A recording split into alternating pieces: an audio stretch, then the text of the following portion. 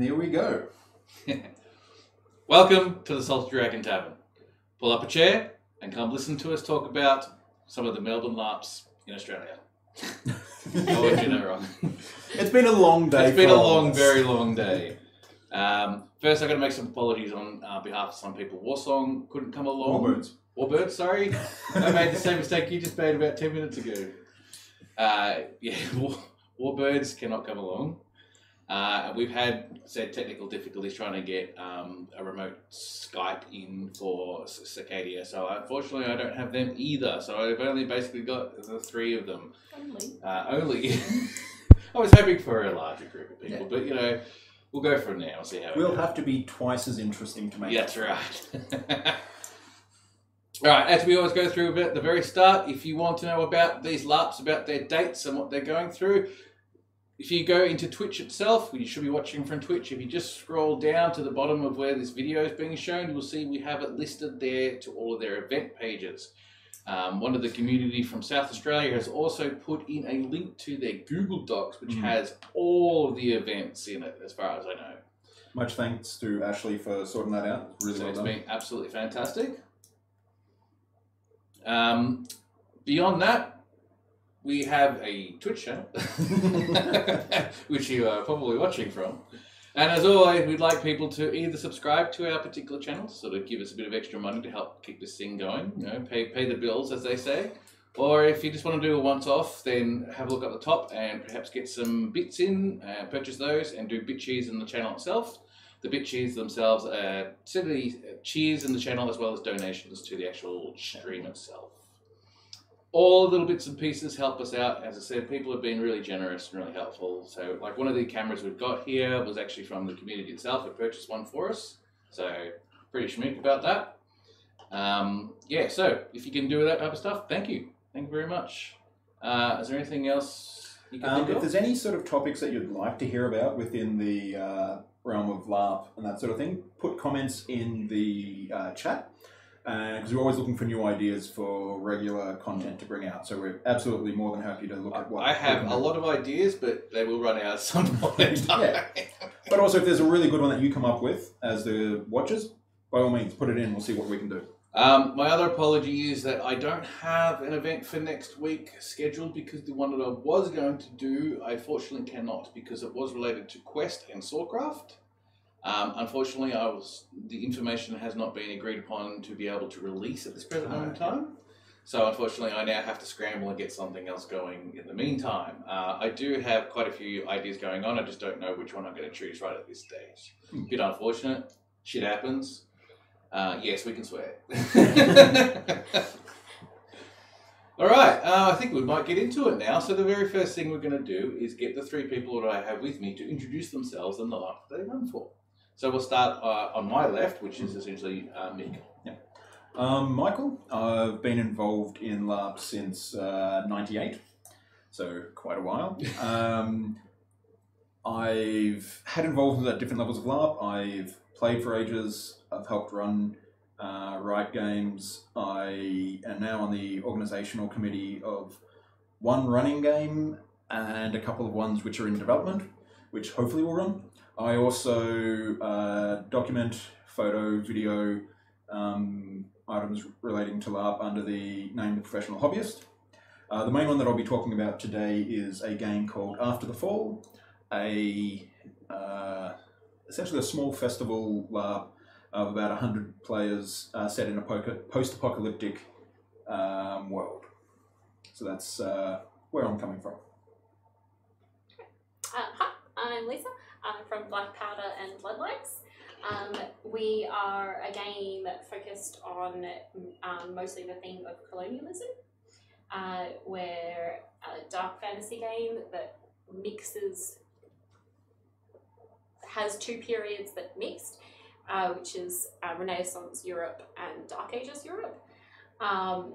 We run one event in May every year. It's at a beautiful site in Anglesey, and it's catered with the option of cabins. It's just one weekend, like Friday to Sunday.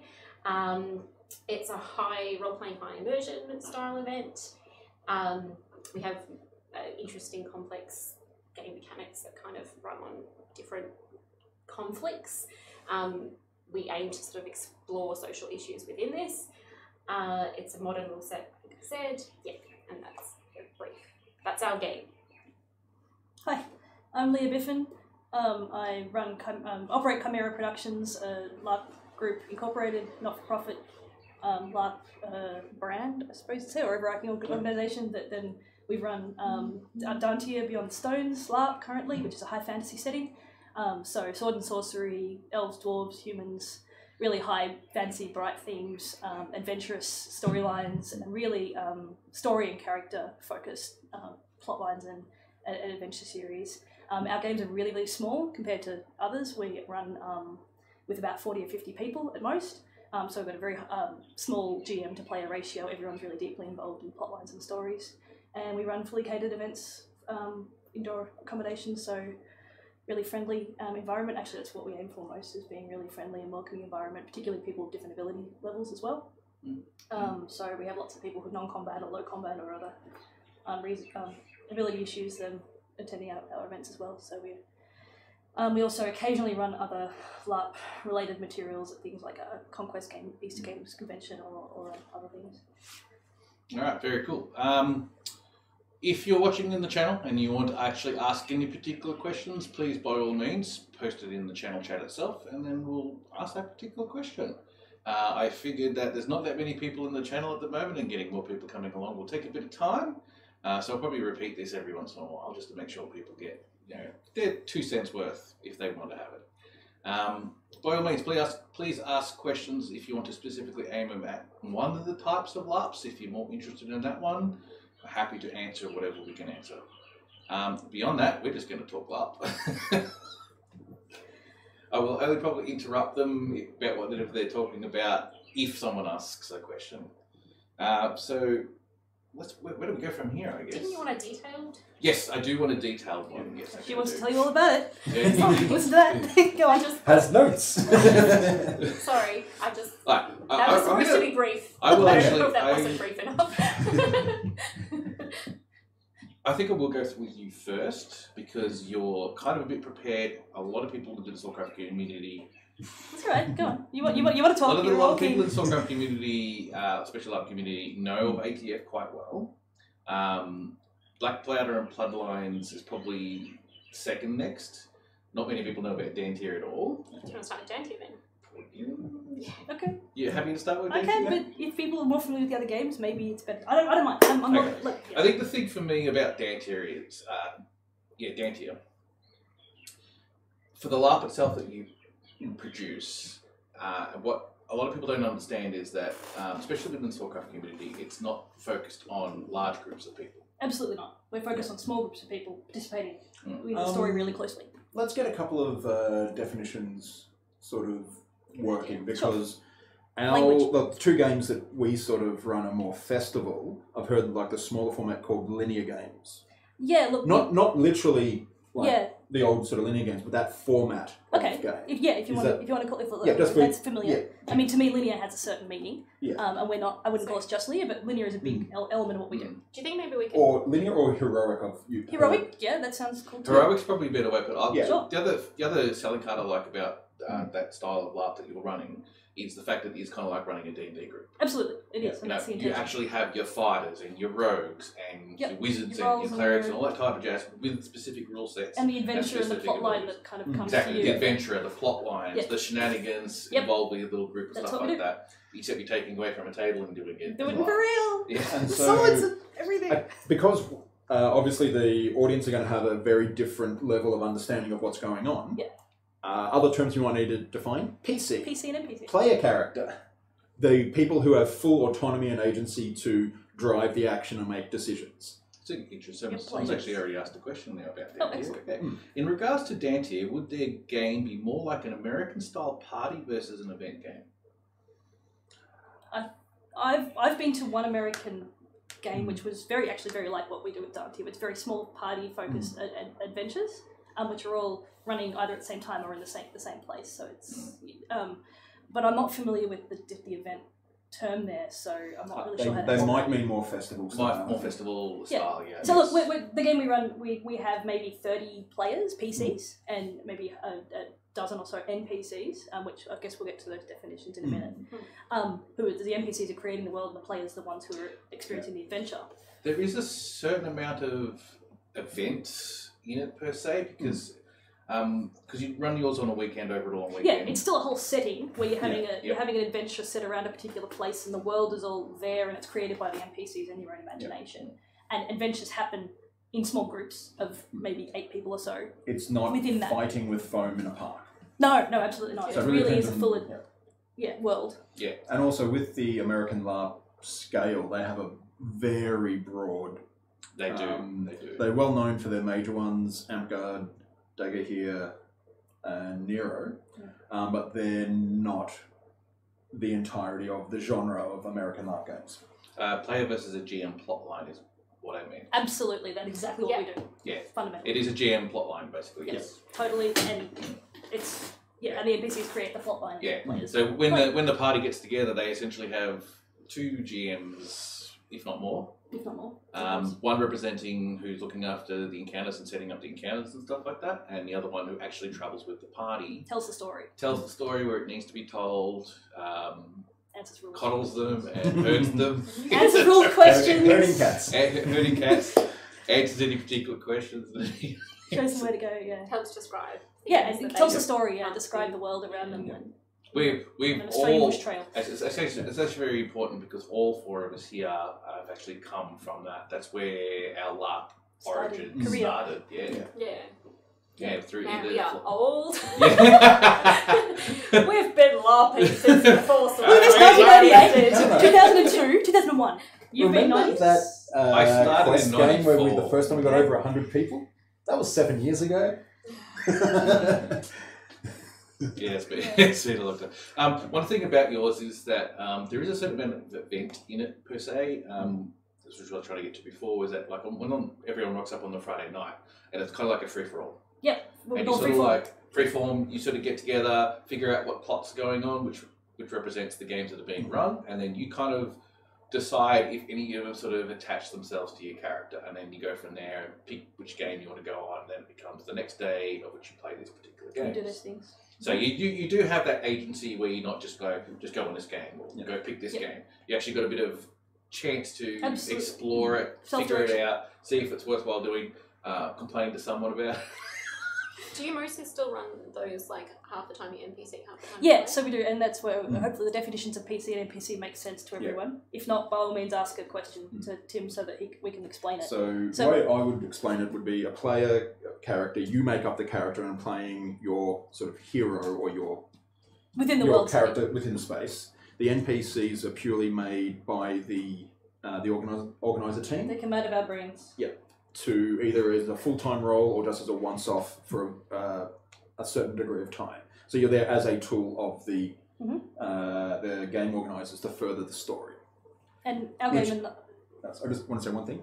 It's a lot of fun and everyone should come along an NPC. NPC is great. So I was going to say, our game, and I think all the games here really revolve around NPCs creating the world. So they're these complex characters that have been written by an organizer like us, but they are brought to life by the NPC, the participant who comes to play them, and then they become something It else that helps in creates so the many world. levels Yeah. of the game. Yeah. So NPCing is a great way, whatever game you're playing, to get into LARP, to try and understand the world, or even just how to role play. In You my think, opinion, maybe it's different in your world. Your Yeah, game. that's why I'm like, But that's just great. the experience of Dantier. NPC NPC sounds and great. Dantier. Okay. If you are a new player, Yes. absolutely, they are so helpful. I've NPC'd for them. Admittedly, I was an experienced role player at the time, but I've seen them take brand new people that have no idea what's going on, and you will be completely 100% supported, especially with extra costume and we have all and the food and everything. They will really, really, really look after you. So We if have a lot you're of stuff. thinking about dipping your foot into LARP, Dantier is brilliant. Yeah. Actually, that's a very good point to put forward about your particular LARP, because the price of your LARP currently is at $200 for a weekend. That's right. What people probably don't understand, especially those who are new to your style, is that is a fully catered weekend. Everything. So You get it all. you get it all. You get everything. You don't just bring yourself. Basically. And it is very high quality food as well. Yeah. People come for the food and then like laugh. Stay fit. Yeah. We The have- food is absolutely fantastic. We have Yeah. volunteer cooks who are crazy and go out of their way. We once had a 7-course not kaiseki, 7-course Japanese meal. They wanted to do a kaiseki. Kaiseki is seafood. We couldn't do seafood due to allergies. And we also make a Dantia, sorry to take over. Yeah. We make a lot of effort to be really inclusive for people. So we cater for everyone's allergies. We cater for everyone's ability levels. We try and make sure everyone has fun no matter what ability level you are and getting involved in the game. We will make sure that we find a way to make this experience great for you. Yeah. And the other thing that I was sort of mentioning earlier, the nice thing about you guys in a way that if you don't have a group that you usually go with, or if you're like completely new and stuff, because of the way the game is structured, you will almost you will actually have to choose one of these games eventually. You'll have and you'll make friends and you'll get along with people. Even if you come alone, you don't know anyone at all. We've had people do that and then make lifelong friends.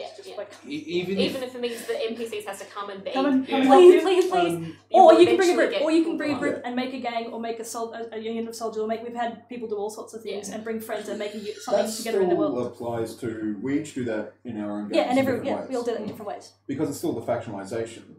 You're still added to a. I was going to go into that. Yeah. But you don't. With Dante, you don't have slightly pre-existing different factions. how it works. So with Dantia, because you've got the half the time you play, half the time you NPC thing, you can't not get involved in the plot. Otherwise, you can't be sitting around going like, oh, but I can't. You know what I mean? Like, this is the game you have to follow. I guess you could be really reluctantly following along, but that. If you're role playing, that's really hard. That sounds like something we should really explain for our. What did you want to call out my style? A heroic style? Yeah. That's what we've The come festival up style. with. In the way we NPC and the way we create the world. So we have a handful of NPCs, about less than a third, about a quarter of the people who come are NPCs and the rest are players, which means we've got about a quarter of the people at an event to create a whole event. Now, we all have that experience, but what we do with Dantia is you spend, as you say, about half your time being your character, and then we actually get those playing characters to be NPCs as well and come and play the monsters for the other half of the PCs about half of the time.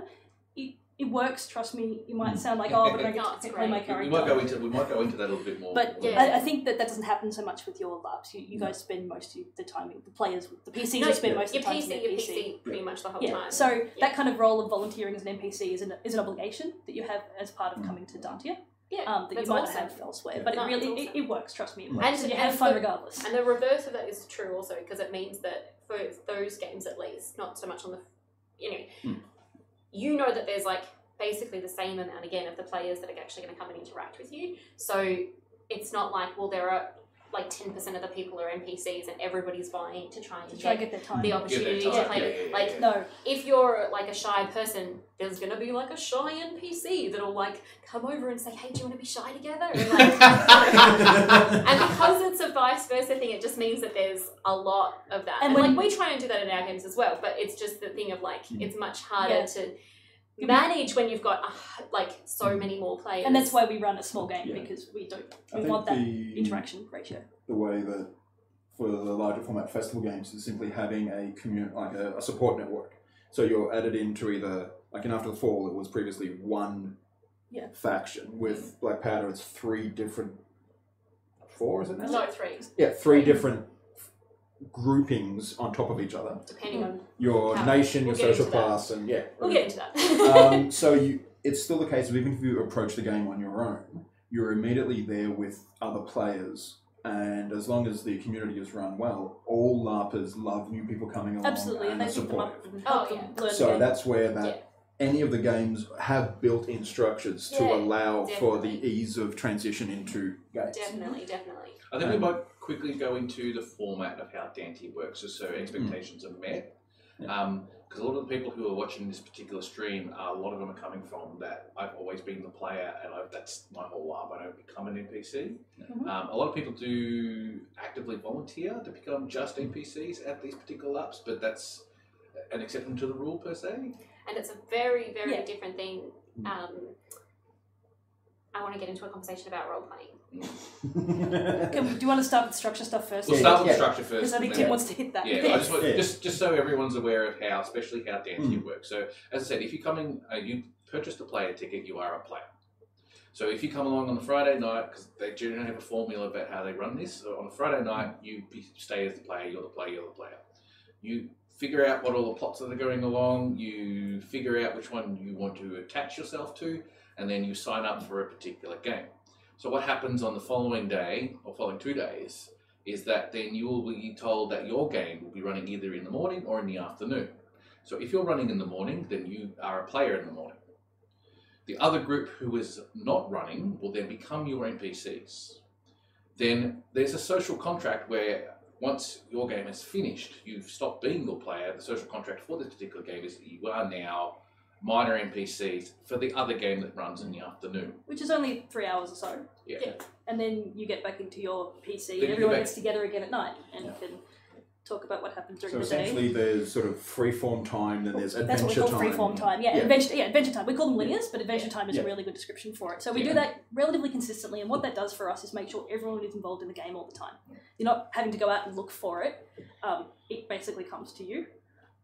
You do have to do a little bit of looking, but basically it means you're always involved all the time, and we can do that because of our small numbers. That Yes. doesn't work at a festival. Yeah. It's one of the beauties of this particular style of gameplay is that it is like playing Dungeons and Dragons Yeah, with your team absolutely. of 6 to 8 people, all with all these different skills. Like the skill or the rule set for it is reasonably heavy compared to what you've done in the past, especially when it comes to Swordcraft and stuff like that, Very to much. allow those Yeah. actual classes to exist. We have plenty of people who don't have combat skills or have low combat skills. Or that's not their focus. So they go out and they can, get in combat, whatever, that's great. But their focus is being a rogue or being a craftsperson, Yes. repairing. We've got someone carrying around an anvil or a mage who does out-of-combat magic but not so much in, or, all sorts of things. So you really are like a D&D party, and you have D&D types out-of-combat skills and combat skills, and they all...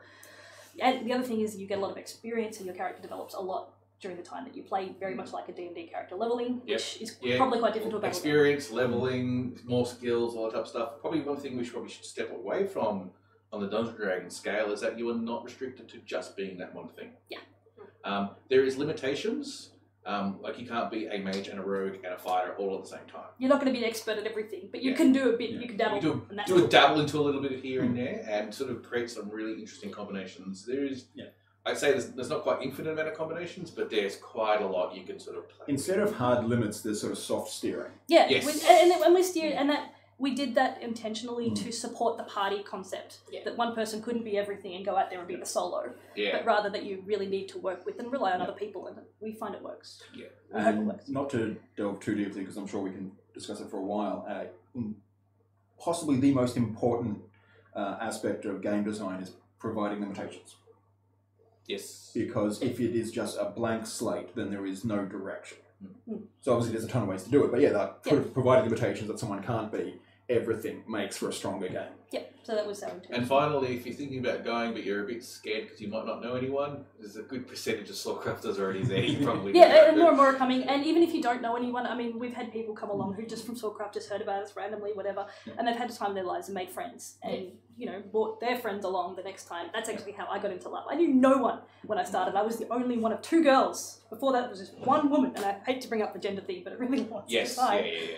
Now, I bought all my girlfriends, Yeah. and it just kept happening, and now it's all really balanced. And I do remember At a least my comment back in experiences. the day where it was joking, but I can't remember which, it was a female player said, there's enough girls here now that I can't leave my things permanently in one of the showers. yeah,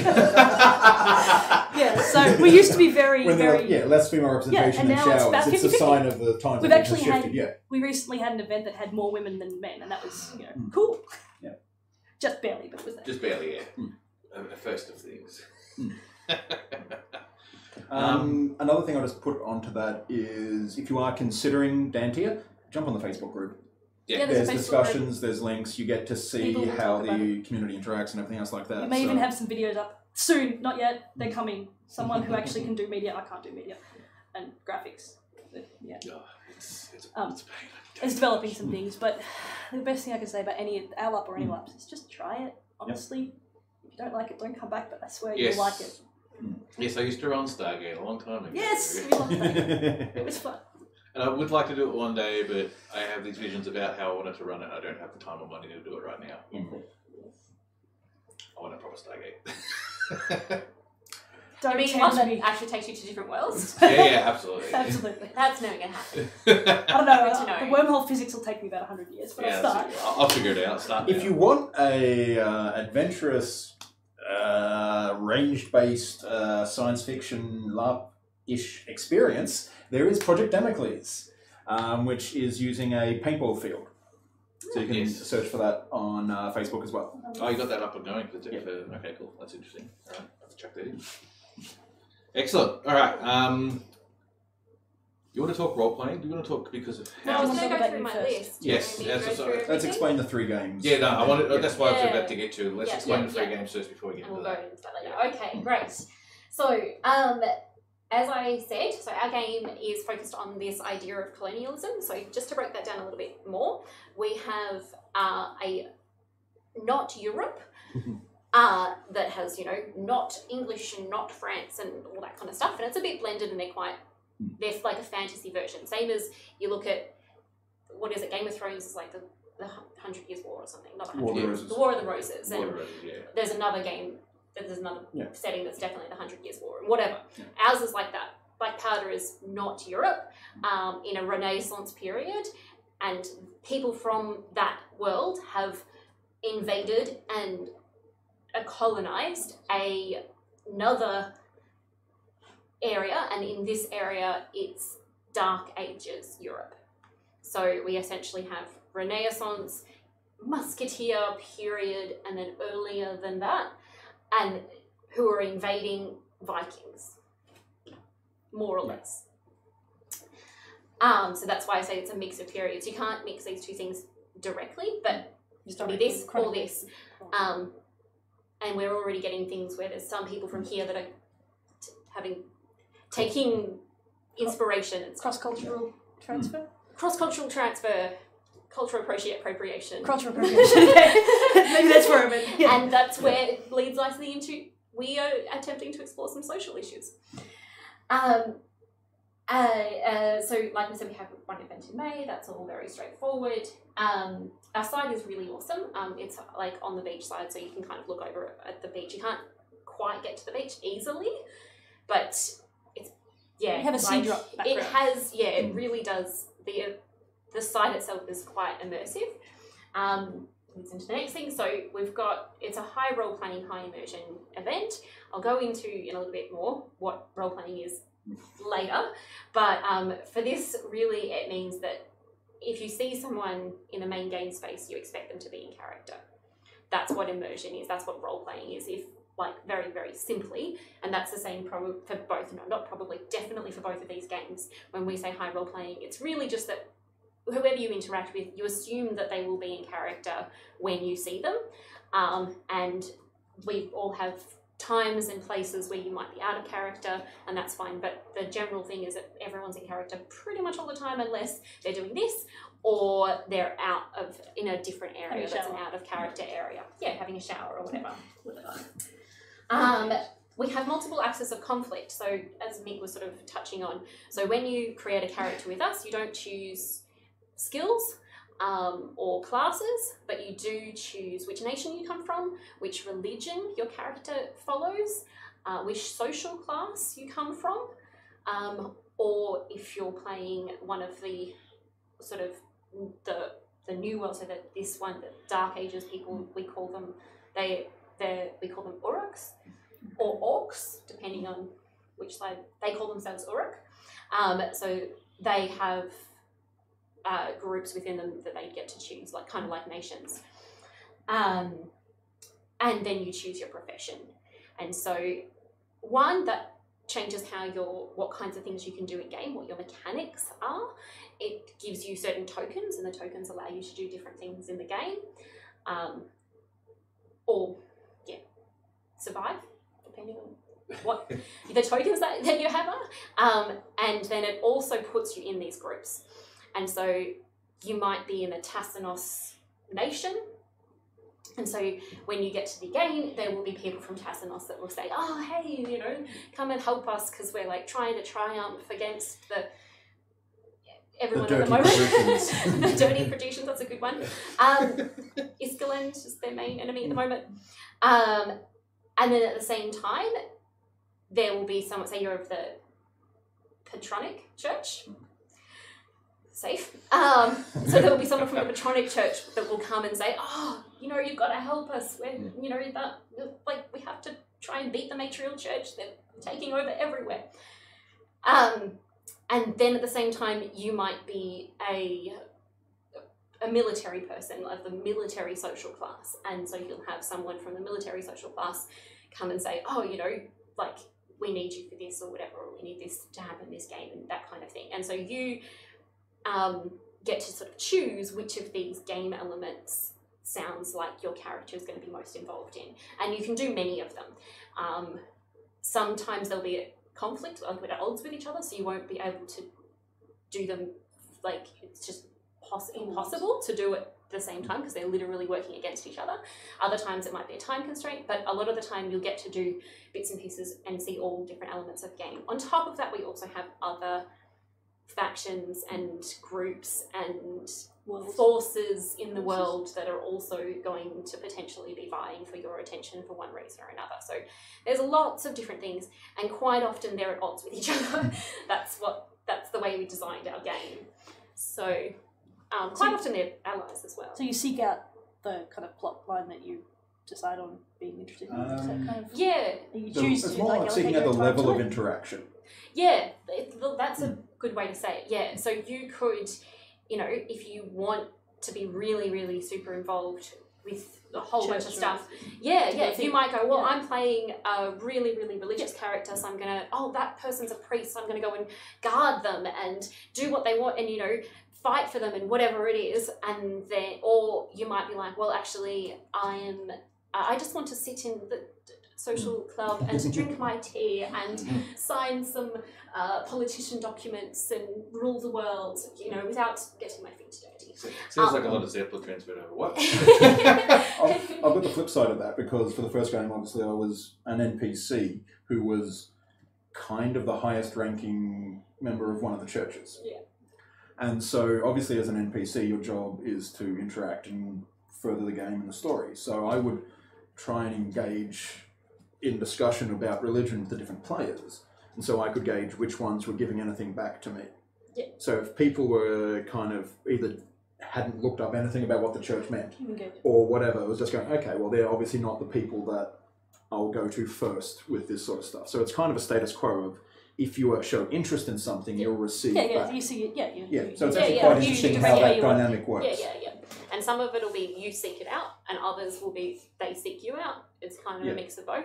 But it is up to you how much you engage with and how much you don't. I guess that's a kind of difference between the two groups. With your group, if you don't engage, you probably people usually don't choose to not. Engage. Yeah. Because it's just handed to you kind of thing. Well, yeah, it's there, and like, you're probably It's you're going to be there encouraged. you're there. That's why you're here. And you understand the structure of the event that's now how it because is. you listen to this, so you know the structure and you know that's what you're going for. Whereas with this, there's a bit more room to, you know, you get to create your own structure in a way. And that's also a matter of scale to some degrees, because you couldn't create something the detail that we have on the scale of participants that you have. We have. I don't think detail is the wrong word. Oh, I think that we have maybe the detail that you that's guys have. Maybe it's that's not what I just meant. a The different structure. the structure is different. Like you Detailed said, structure. I don't know. at times at Dantia you will get one-to-one NPCs, whereas that's I was actually looking at it from the less opposite point of likely. view, where the bigger the game, the less any particular player is able to interact with it. Yeah. It simply becomes too big. Yeah. Like the And so you're super forced sized to European either sort of tip your Dabble. toes into like 20 different plots, or Just stick to actually one. bite your teeth into a couple. a couple. Yeah. And so with the smaller games, obviously there's like that flip side, but you can kind of at least have visibility for like half the game, Yeah. because you're And once swapping you around. chat Whereas in the with larger everyone, formats, no. you can kind of know what's happened to the whole weekend. Organisers are lucky if they see 10% of the game. Oh, Yeah, that's what I don't know about you guys, but I We guess are- the most is actually seeing the Most game of happen it's and participating in it. second-hand information. Yeah, it's like, it was really cool. This thing happened over here. I'm like, that's great, but I missed it. yeah. I might disagree with that as well, but that's okay. I mean, as an organizer, I miss seeing No, things that's- that happen I see what happens. all the time, all the games, all the people, all the. No. That's what I mean. I miss out on not being able to see everything that's happening. Yeah, because there's so much. We don't get to see everything. That's true. Yeah. She's got modern social issues. We have a modern rule set. Mm. So I'll just briefly explain combat, because I think that illustrates my point reasonably. Before you do, because I think I know where you're going with this. I just want to put in one addendum because I think it will become relevant. This is one of the things where design intent gives outcome. So the modern rule set is not saying it's evolved to be better, but it's evolved to be different and has a different outcome. Okay. Yeah. Okay, maybe I'll say it afterwards. No, absolutely. That's great. I'm not going to add to that. So in our game, I don't know whether, I think some people have said it's quite deadly. We do have permadeath. Yeah. So do we, by the way, but doesn't It's happen a very weird often. term to actually have to point out that death is death. Yeah, but It's in some other games required. it's not. So. Yeah. I know. Yeah. But it doesn't happen often. Every game, you'll probably have someone die, won't you? Oh, absolutely. Yeah. We have like. Does a large percentage of the group die, or is it just Depends like on an what you occasional count. person? The percentage that we have built into the game design is so far what we have kept. I heard that not everyone gets to survive that every weekend. Yes, yeah. We definitely have a bunch of people die. I don't want to say this much or that much because No, it's I think okay, that, but it's because I think that some people kind of go to it and they feel there is a sense of like this is dangerous, and by putting a number on it publicly, that will potentially lessen or potentially heighten the level. Right. And if you're happy with where you think the level is now, stick with that. But our system is a bit different. So to mortally injure someone, like injure them really, really badly, it's quite easy. You hit them with your sword. If you hit them with a sword, they're probably going to fall down, unless they're wearing armor. If you shoot them with a gun, they're going to fall down. Even if they're wearing armor. Even if they're wearing armor. That's how our system works. And so then to actually, they won't die though if you've just hit them. To actually kill another player, it takes a decisive action. Conscious So decision. as another player or an NPC or a GM, you have to go to that injured person. There's a bit of a distinction of whether they're in the arm or the torso, but let's just assume they've got a chest wound or a torso wound. Go to them. You can't have any weapons in your hands. You have to look them in the eye. You have to be like close enough that they can actually see you and hear you, and you have to say, "I want you to die." So this is quite intimate and it's very, very intentional. It's not like, oh, I just took you down because you're a bandit because I just wanted you out of my way. Oh, and now you've died on the footpath because you're an NPC and you don't have enough hit points or whatever, and you've just passed away and the NPC's gotten up and walked away. But I wasn't supposed to kill you. I was just trying to, stop you from hurting this, and then I was going to talk, that kind of thing. You have to intentionally, you can't bleed out, as it were. You made death personal. You're making death is Yes. a personal part of role-playing. Murder. Experience. It's a Murder choice. is a choice. You choose to murder someone. You might cut someone down in battle in the heat of the moment, but to murder them or kill them, it's an intentional choice. Is there a distinction between how that experience between a PC and an NPC? So when a PC kills or wants to kill an NPC versus when a PC does that with a PC, is it the same experience? There is one difference, which is the agency that NPCs have to be able to say that, isn't there? Correct. Yes. Correct. If you do read the detail, like the extra amendments on our rules, we have slightly different guidelines for playing a PC versus an NPC versus how we tell ourselves to GM. So if you're really interested, you can go and read those, but that is a slight difference. So if you get murdered, so an NPC tells you that they want you to die, rest assured, the GM has made that call. We're similar. Where NPCs are told you don't actively go and kill a PC who's lying on the ground. Yeah. But another PC can do that, Yeah. But you may, not accidentally, you may bleed out. If you Yeah, but rest assured, in our game, it is Yeah. entirely very Yeah. possible for you to not. It's actually very hard to die, even though it is permadeath exists and whatever. It's very Yeah, easy yeah. for people to stop you dying, and it usually Yeah. happens. Yeah. No, there's way more death at our game than there is at your game. And in your game, it's a bit similar in that in most, assuming I used to play a game It's usually that they intentional. ran, yeah, it's usually quite Yeah. intentional and quite story driven. Yeah. In our game, it's always intentional. And very It's- personal. and very personal, and very intimate usually. But and therefore, hopefully, it is also very story driven. That your character's story has an arc, and that's just the end of it. Is how we write it up. Is like see it as part of your character's story. I want to ask Rob? many questions, but I also want to let you move on. Yeah, I was actually going to ask. Before I I was go. actually going to say something because Romney's been saying something in chat, which I know Romney very well. You probably know Romney too, and he's a bit of a smart ass. But what he actually says in chat is actually really interesting because while I know Romney's actually saying it as a bit of a joke, it is something of a mentality that some people could come into the game is, which is the first thing he's basically said.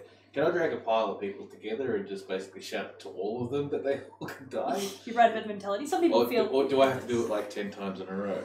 Like, shout out a bunch. Which is a very interesting, he's having a joke, I understand this, but it is a very interesting way of that, no, this is not what it's about. However, taking that on the flip side, if there was 10 bodies in front of you and you were to go up to every one of them and shout, I want you to die. Individually say it to each. Individually, to say that 10 times, you have created a scene that anyone observing that knows that you are a mass murderer. Mm. So it actually Yeah. reinforces that. Yeah. Yes. And Yeah, you have in to a see very it interesting within way. the context of the game, So it is this thing. And so for us, when we wrote this combat system, what we were trying to achieve was not, can I kill that other person? I think that's a lot of battle games. It's not that they can, but like you're always interested, am I strong enough? Am I powerful enough to take them down? It's an In our system, adversarial it's relationship. almost guaranteed the answer is probably yes. Because anyone at With the a gun game or a sword. can find a black powder token, can find a gun, or can find a dagger and find a way to injure someone, or wait for someone else to injure them, or something else.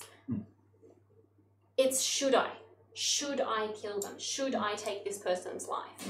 What does it mean for me? What does it mean for them? Think about that story. What does it mean for your story to be a murderer? We had this amazing thing at the last game that was written up in a story of the character who went through this thing, who really, really, really, really thought that he was doing the right thing in taking another person's life. And he was a religious character. And after it had happened, he spoke to his priest and realized that he had made a mistake. And it was this amazing, immensely personal journey that this character went on to realize that he thought he was making the right choice, and then he learned that he wasn't, and wow. And so, and that's what we're looking for, is that those kinds of things, like, why are you killing? Is it better to leave them even though they may come back after you? Or are you willing to be a murderer? If you're willing to be a murderer, what does that mean? What does that mean for your soul? I mean, in our game, like I said, religion is quite a big part of it. And 2 of the religions in our game specifically state, don't kill or preserve life. And so, does that mean you're turning your back on the faith? What does that mean for your character? Is that a big deal? Not. Like, what does it mean in terms of you're starting this new colony and trying to build this home with other people? Like, there's so many elements to it. So don't consider it of like, oh, it's easy, I'll just go and kill everyone. Because it's like, why? That's not what your game's about. That's cool. Yeah. Does combat happen a lot then? It's, Or not? Yeah. I imagine it wouldn't with those kind so of it depends on what seriousness. you're comparing it to. Combat itself is like somewhat common, because I think that we have monsters and stuff, and most of the time it'll be like the monsters will chase the players, players will run away, and maybe one of them might get injured or something, but then they get like taken away and they don't die and that kind of thing. And then you've got there's a lot of good reasons to there's a lot of I won't say there's a lot of good reason to kill someone. I'll say that a lot of characters find that they have good reasons to kill people for one reason or another. Presumably getting involved in certain storylines increases your chance of I being imagine killed. your story's involved. That's it. Yeah. Like, and one of the options you can choose at character creation is not to choose one of these religions and actually to choose to play a blooded character. And that's a whole nother sort of ball game. It gives you these powers. It's a horror game. Yeah. But if you have the blood, you can take the blood from someone else, and similarly, somebody else can take the blood from you. And so if you're playing that game, that you're signing up to be more At risk. at risk. Definitely, you're signing up to way more at risk. So is it a player versus player kind of situation then? So you're Both. kind of putting yourself out there? It's or definitely with all these? both. It's definitely both. We have a lot of world stuff that the players need to deal with. Yeah. We also have a lot of player stuff that the players need to deal with. And it often works on multiple levels. As we try to design the game to, and we do sometimes tweak it to be, we don't want massacres. We No, of course definitely you don't don't. want someone standing over Very 10 bodies and seriously trying want to kill them all. So that's not really where we're at. We try to sort of occasionally tilt the game in that direction or away from that direction, but most of the time it's all up to the players. And you'll find that often when there's big groups of people, partially just because of the setting, you know, it's It's a barren very time. conflict. You might setting. need those people Yeah. down the hill to survive next year. You don't know. And so often when it's big groups of people, they might fight, but they won't kill each other. The It's interesting. I really Yeah. find the idea most interesting of the that they deaths fight but are don't more kill. like assassinations. Yeah. Or being eaten by monsters.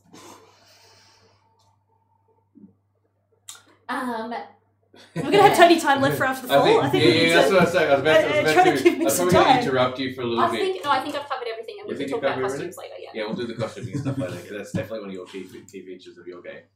Because you're right. After the fall, I think is next. Yeah. I So, want to hear about it. After the Fall is a very interesting beast. I often refer to it as either like a wild animal or like a steamliner that's going in a certain direction. And so nominally it's a 100-player festival-style post-apocalyptic game set in the town of Sanctuary, Texas. So this, to put in perspective, this is going back for the last 3 games. We've had a 3-game story arc, so that's what's going to be discussed in this kind of overview. The idea is to provide a evocative, crazy world to allow players to be larger than life, to play characters that are very much larger than life. So it's not a subdued, hopeless, windy little town. It is bustling, vibrant, and there is tension and violence in the area. It's was described the vibe of the town we've described to people as a cross between a frontier town and maximum security prison. So the idea of the prison yard politics was you stay with your own group for protection. Anyone who's on their own is fresh meat. That can sometimes seem contrary to normal sort of design, but the idea is we changed it from Event Zero was a pure player versus player action to this is player versus environment sort of action, but player versus player tension. Yeah. So we were crafting it on sort of different ways there. So we had set up a bunch of different precincts who were different kind of ghettos or communities or sub-cliques within the town. They each were kind of looking out for themselves more than the overall town. Ruled by a very authoritarian, draconian mayor who did not let himself be seen in public or he would have been shot.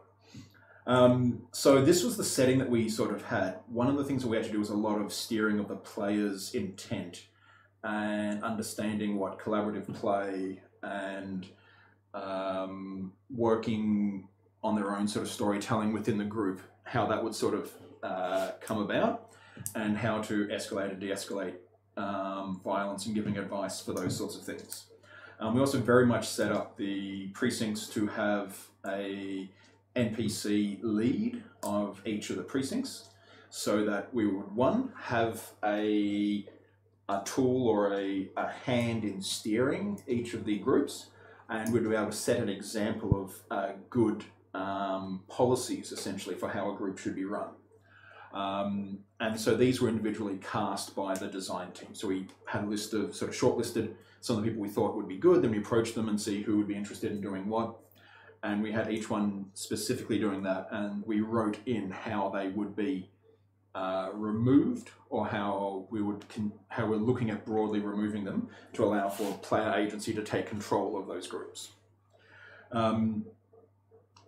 The town itself was structured for tension, but we created different forms of tension in the different games. So it very much evolved as the game went along. So the first game was a bit more sort of feeling out how things were going and trying to sort of establish your boundaries. And there was also a bit of an outside threat sort of in the area. The second game was a very interesting one because we incorporated, again, like I mentioned, the idea of like social issues. We incorporated immigration as a social issue to be explored in the game. So that was in amongst a bunch of refugees. So from a corporate town, so they had not any experience in the wastelands. The corporate citadel fell, they'd fled across the wastelands, and they were in a shanty town outside of town. That had a lot of flow-on effect. So it wasn't a direct plot. There wasn't necessarily a lot of, okay, then this person is going to be giving over these 3 bits of information or anything scripted like that. It was a presence of, there are these people outside the town and they're drawing away resources. There's limited food. There's only enough food in the town to feed everyone for a couple of days. We had a counter in the main hall for how many meals of food were left. And so the players got to see what it was like to be under duress in relation to, within 48 hours, they were willing to kill off a bunch, or at very least let these people die in front of them. And so it was really interesting to see how that evolved as a backdrop to a whole bunch of other plot stuff that was happening. That was the world being changing. So they'd heard what happened in the previous game, it had an effect there. Because of the resolution, in game 3 it didn't. We also had, we responded to a big thing where they overthrew the mayor. One of the big things we had for the game is player agency to the entirety. From game 1, we had a backup plan if they burned the entire town down. We were more than happy to allow players to, all the stuff that we'd written, to burn it to the ground. I don't know about you, but we could have allowed the same thing, players to have that kind of agency. You just got, in the back of your mind, what do we do if everything really goes to hell? Yeah, like we'd spent... No, you don't have that plan? No, we sorry, can I just... Yeah. We run to find out what happens. Hmm. So we never plan what we think might the players do. We just give them something and see what they do with it and then react appropriately. Whereas our sort of thing was, what's the worst case scenario? If we've got that covered, we're pretty good. We plan. It never goes the way we plan, and we're really happy with that. We're like, but it won't work out this way, and it doesn't. But that's cool. one of the things... You feel bad for the refugees. Lies. Lies! I'd also want to point out that on that game, we had 60 kilos of beef stew, 50 kilos of beef stew and 10 kilos of vegetarian stew that we were fed to the players. We've got extra vegetarian in case anyone twigged on to the fact, because some of the players were selling the refugee bodies to the restaurant. We never learn. Yeah. Because that was done essentially in front of the players' eyes. There wasn't any shenanigans. Sorry, I don't mean to derail you or anything, but you've talked a lot about what the kind of backdrop was and the feel of the games, but what's the experience of a player? What do they do when they come? There's a couple of things going on. The main social identity unit is the precinct. So that has a lot of the building and experiencing this sort of game, and the aesthetic is quite a big part of it. Some of the players will just sit around because everyone has put so much effort into the set dressing and the weathering, the costuming, and all the stuff that goes on there, that the experience of, and in comparison to any other pre-modern LARP, everything's in character. Yeah. We had a great bit of feedback from our event 0 where someone said, it was great. I saw someone sitting there with a can of Mother, and it wasn't breaking immersion. Oh, Yeah. The immersion of those games. Yeah. Oh, yeah. And because What do we do? we had power lines going through the site. Look at this Yeah, power. it suits your Feel your the style. Renee. Yeah. They haven't had power for like 20 years. But so there's a mixture of just the environment is a very engaging sort of thing, and because you see so many crazies, and we encourage people to be. I used to refer to it as, I think in one of the fictions I referred to it as Sanctuary was a drawer of broken toys. Yeah. It was where the things which were broken by the world went to kind of exist. Yeah. And so you'd have these bizarre conversations, you'd watch things going on without understanding it. And were they There'd things be- that players were creating, or was that Yes. NPC and a player? Because it's the Just environment, players. it is very much that sandbox. We restricted the sandbox to essentially within like a kilometre of this town, or a close border to this town. Players PC. And so they have almost ultimate agency within that, but we put hard borders that the game does not involve travelling to other towns or going beyond the scope. So it's really total self-direction and Yeah, because that was one of the Play on experiments. PCs. One of the things was, because the topic is, one of the big things for Event 1 was the social experiment of what if you have aloof authority, but it's harsh. It's basically, you can do whatever you want in the town, but if you stop the trade coming through, they'll kill you. They'll send jackbooted thugs with a machine gun to gun you down in the street. And we have characters who can die. They can bleed out rather quickly. Yeah. And so, but in the meantime, it's like that frontier town. And so how does the human sort of condition go when they go, freedom from the social norms? And what does And happen? What people react very differently. A lot of people have the modern millennial mindset or the modern sort of thing which is transferred through. You see that all the time in fantasy games as well. Oh yeah, yeah. I think it was built around that. Yeah. whole thing. One of the things, I'll get to our built-in discrimination in a moment because that's very relevant. But other people enjoy the freedom because it is that sort of thing where society says, no, you can't, this is not right, this is not appropriate. Whereas in this, you can have like a skull painted on your face, go around Mad Max with all these style. kinds of things, and That's you're not fun. arrested. You can be this bigger, Yeah. But crazy. With sort the of- question from before, but can you kill 10 people and no one worries, or is that still a big social they'll issue? worry. They'll Um, Yeah, definitely. just curious. It'll be up to the To group contrast psyche them. of the Yeah. sort of the thing. Yeah. Like you deal with the consequences. If of they that. don't have, if those 10 people don't have friends, Yeah. hey, it wasn't me.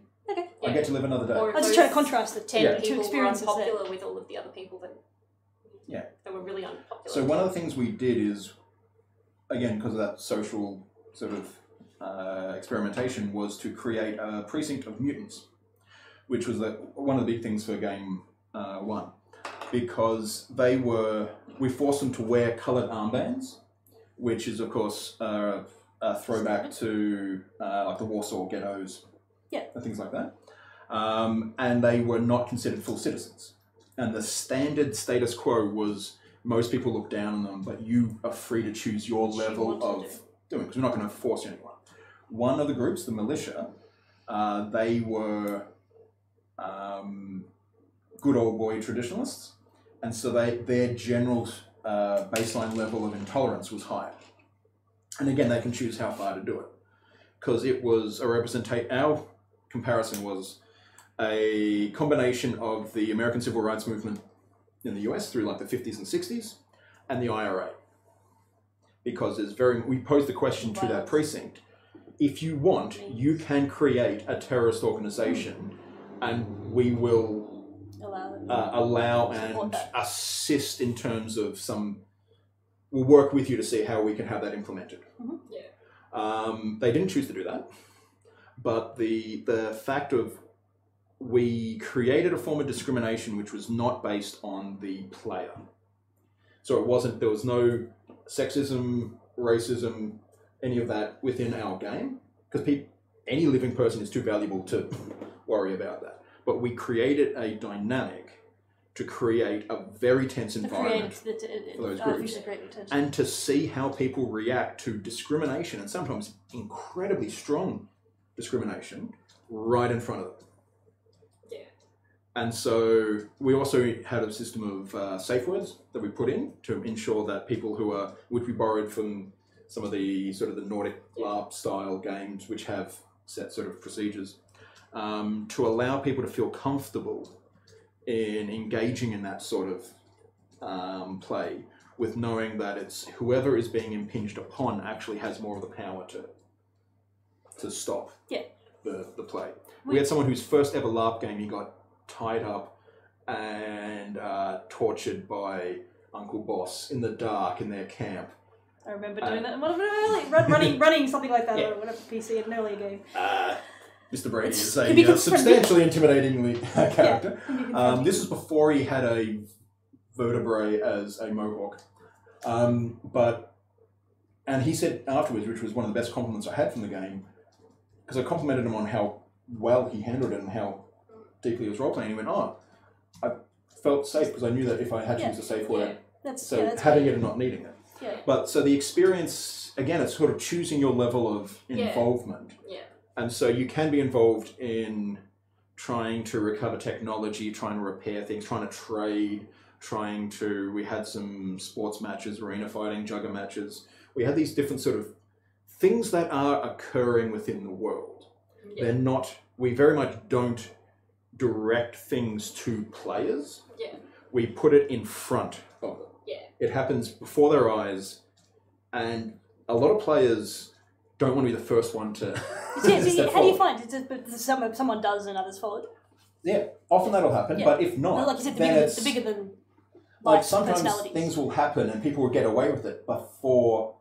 Like a great example, the picture that was used for the splash screen for this stream was an explosion.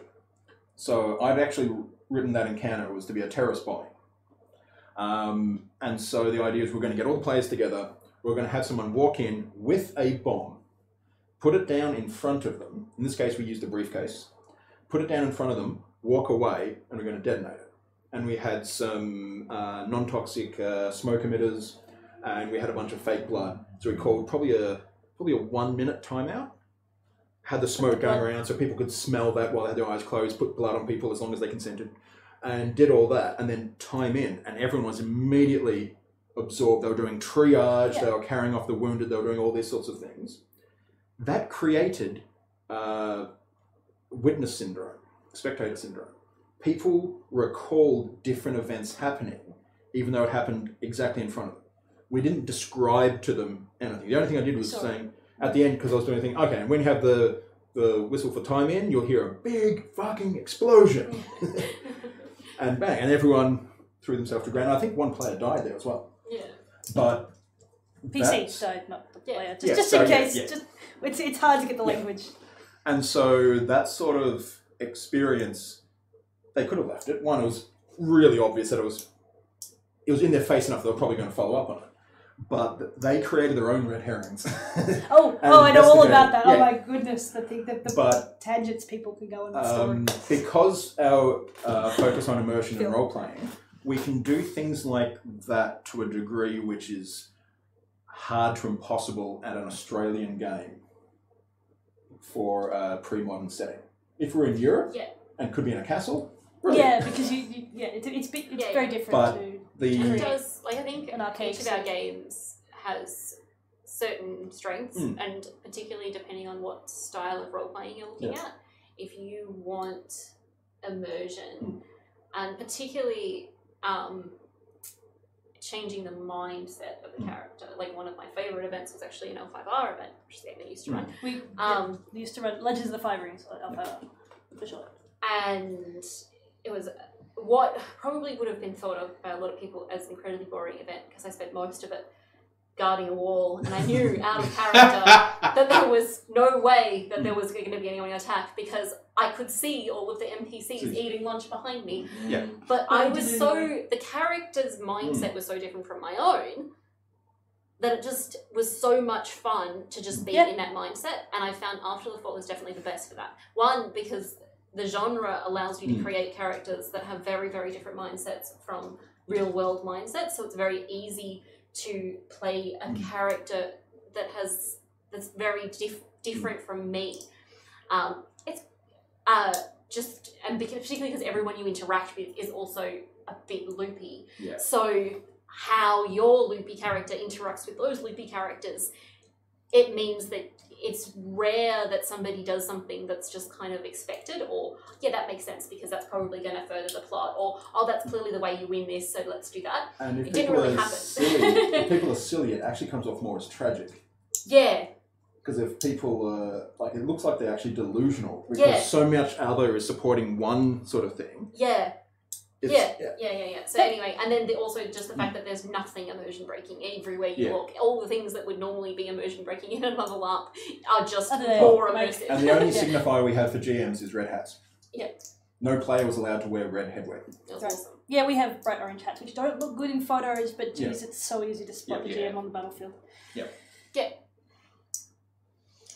Whereas I'd say for Yeah. you guys, like, definitely you're I can't do immersion Yeah. scenery. It's just no, kind of but like your inclusivity, like Mm. any skill level, any Yeah. ability, any like that's amazing. And don't have to come with a costume. also you want to just talk that- about that costuming? and you will almost you're almost no, unless you sleep the whole time, you are guaranteed Yeah. a story by the end of it. yeah, that's Yeah. the style of play. It's like D&D, where Mm. your GM is there and telling you, here's the story. If you don't want to play it, it's fine. Yeah. You can go and sleep. On the but- alternative, if you want to, like if you're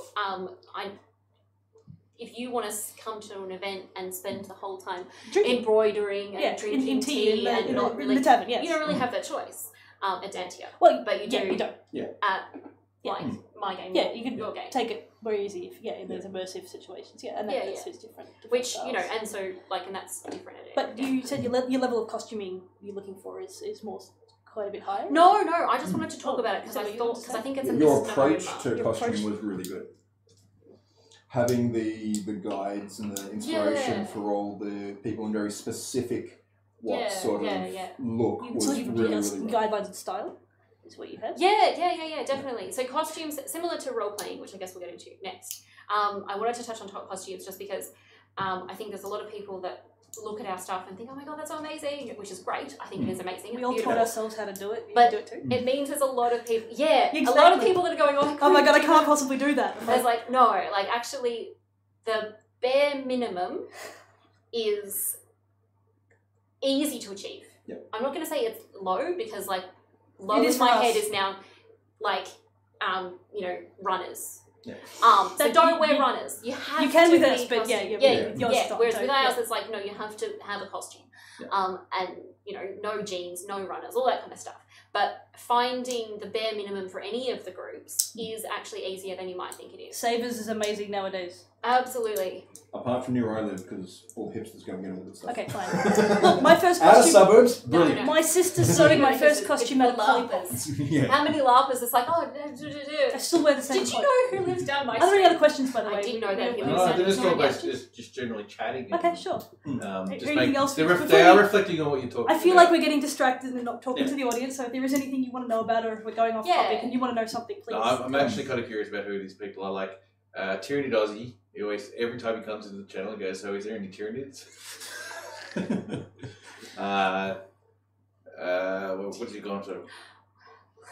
What's the cut-off character limit? Sorry, that was a question. Sorry, what's the cut-off character limit for Tyranid? What's the character cut-off limit for which LARP? Let's go through all three.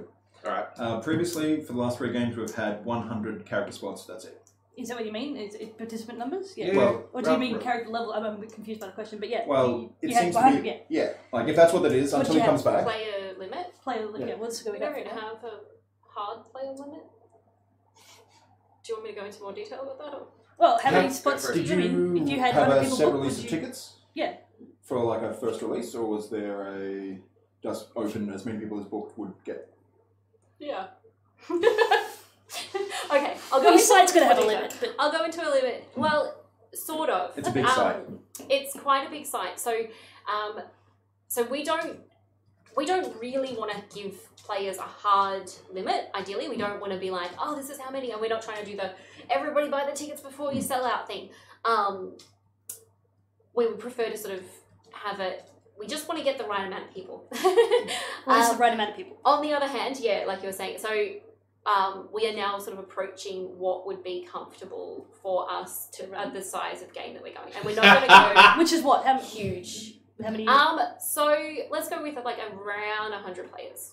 So if at the next game it looks like we're sort of on track to get around 100 players, we won't close players, and if we end up with a few more, that's not going to kill us.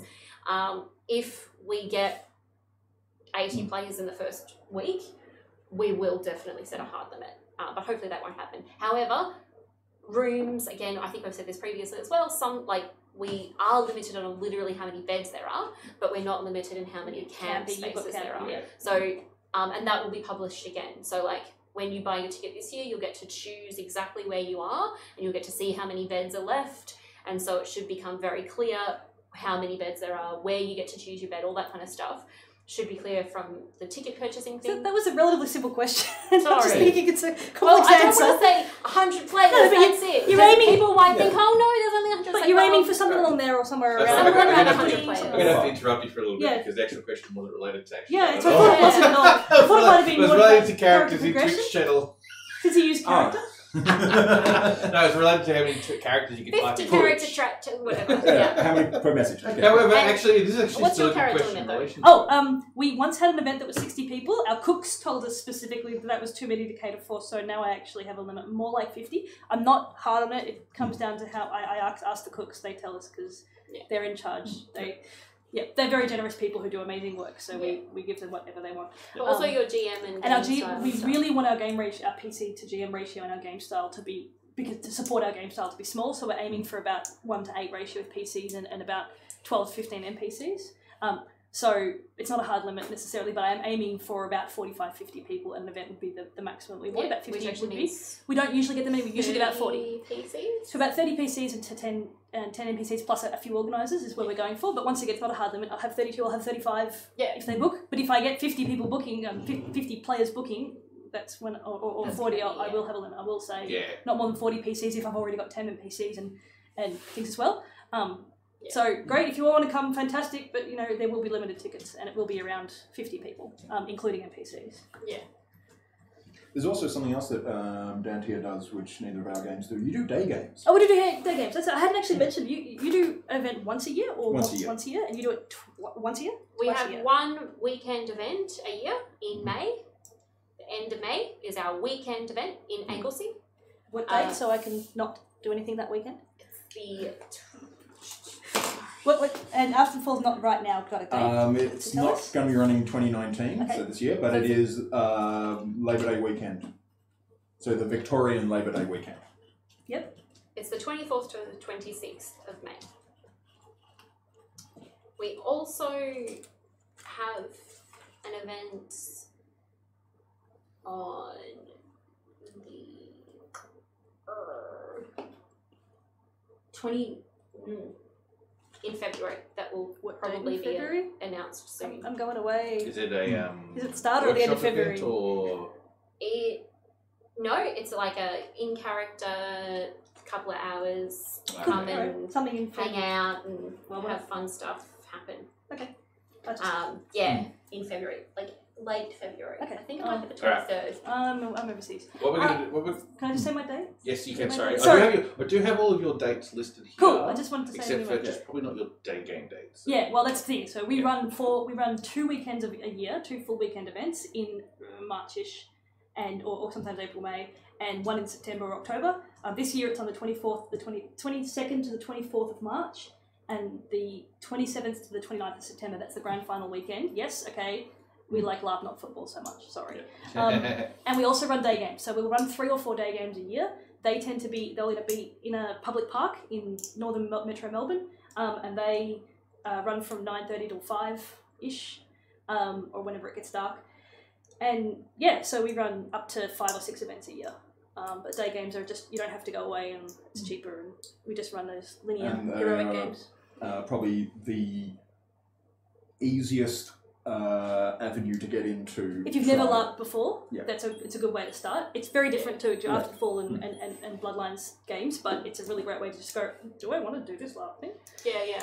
Similarly, if we have a little event that should be really soon, Mm. that's a great way. You just show up in costume and see what happens. Our day in a couple games of hours. only get programmed about 6 to 8 weeks ahead because we have lives and schedules, but we let them. We put up dates as early as possible. But because we don't have to book the site, sometimes it doesn't get programmed until about 4 or 6 weeks ahead. So sorry, I can't give you the confirmed dates right now, but they will be in approximately.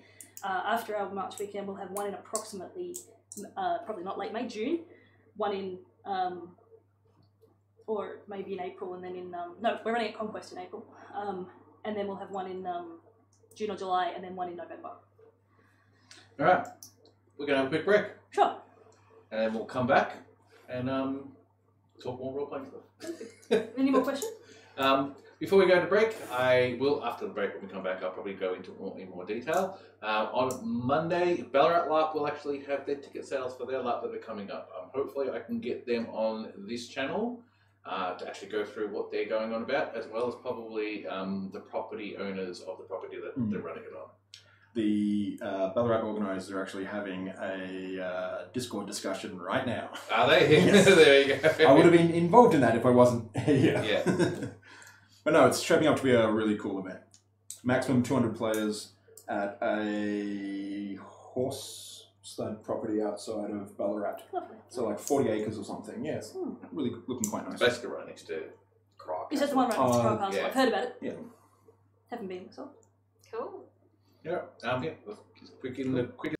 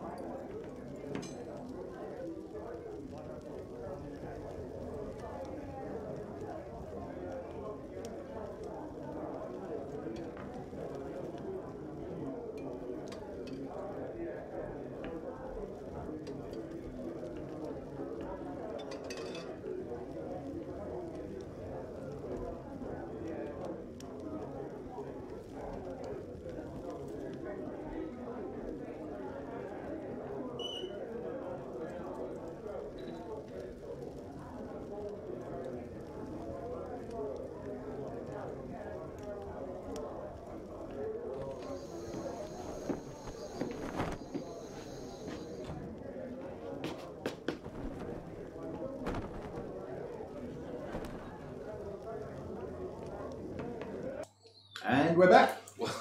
Welcome back.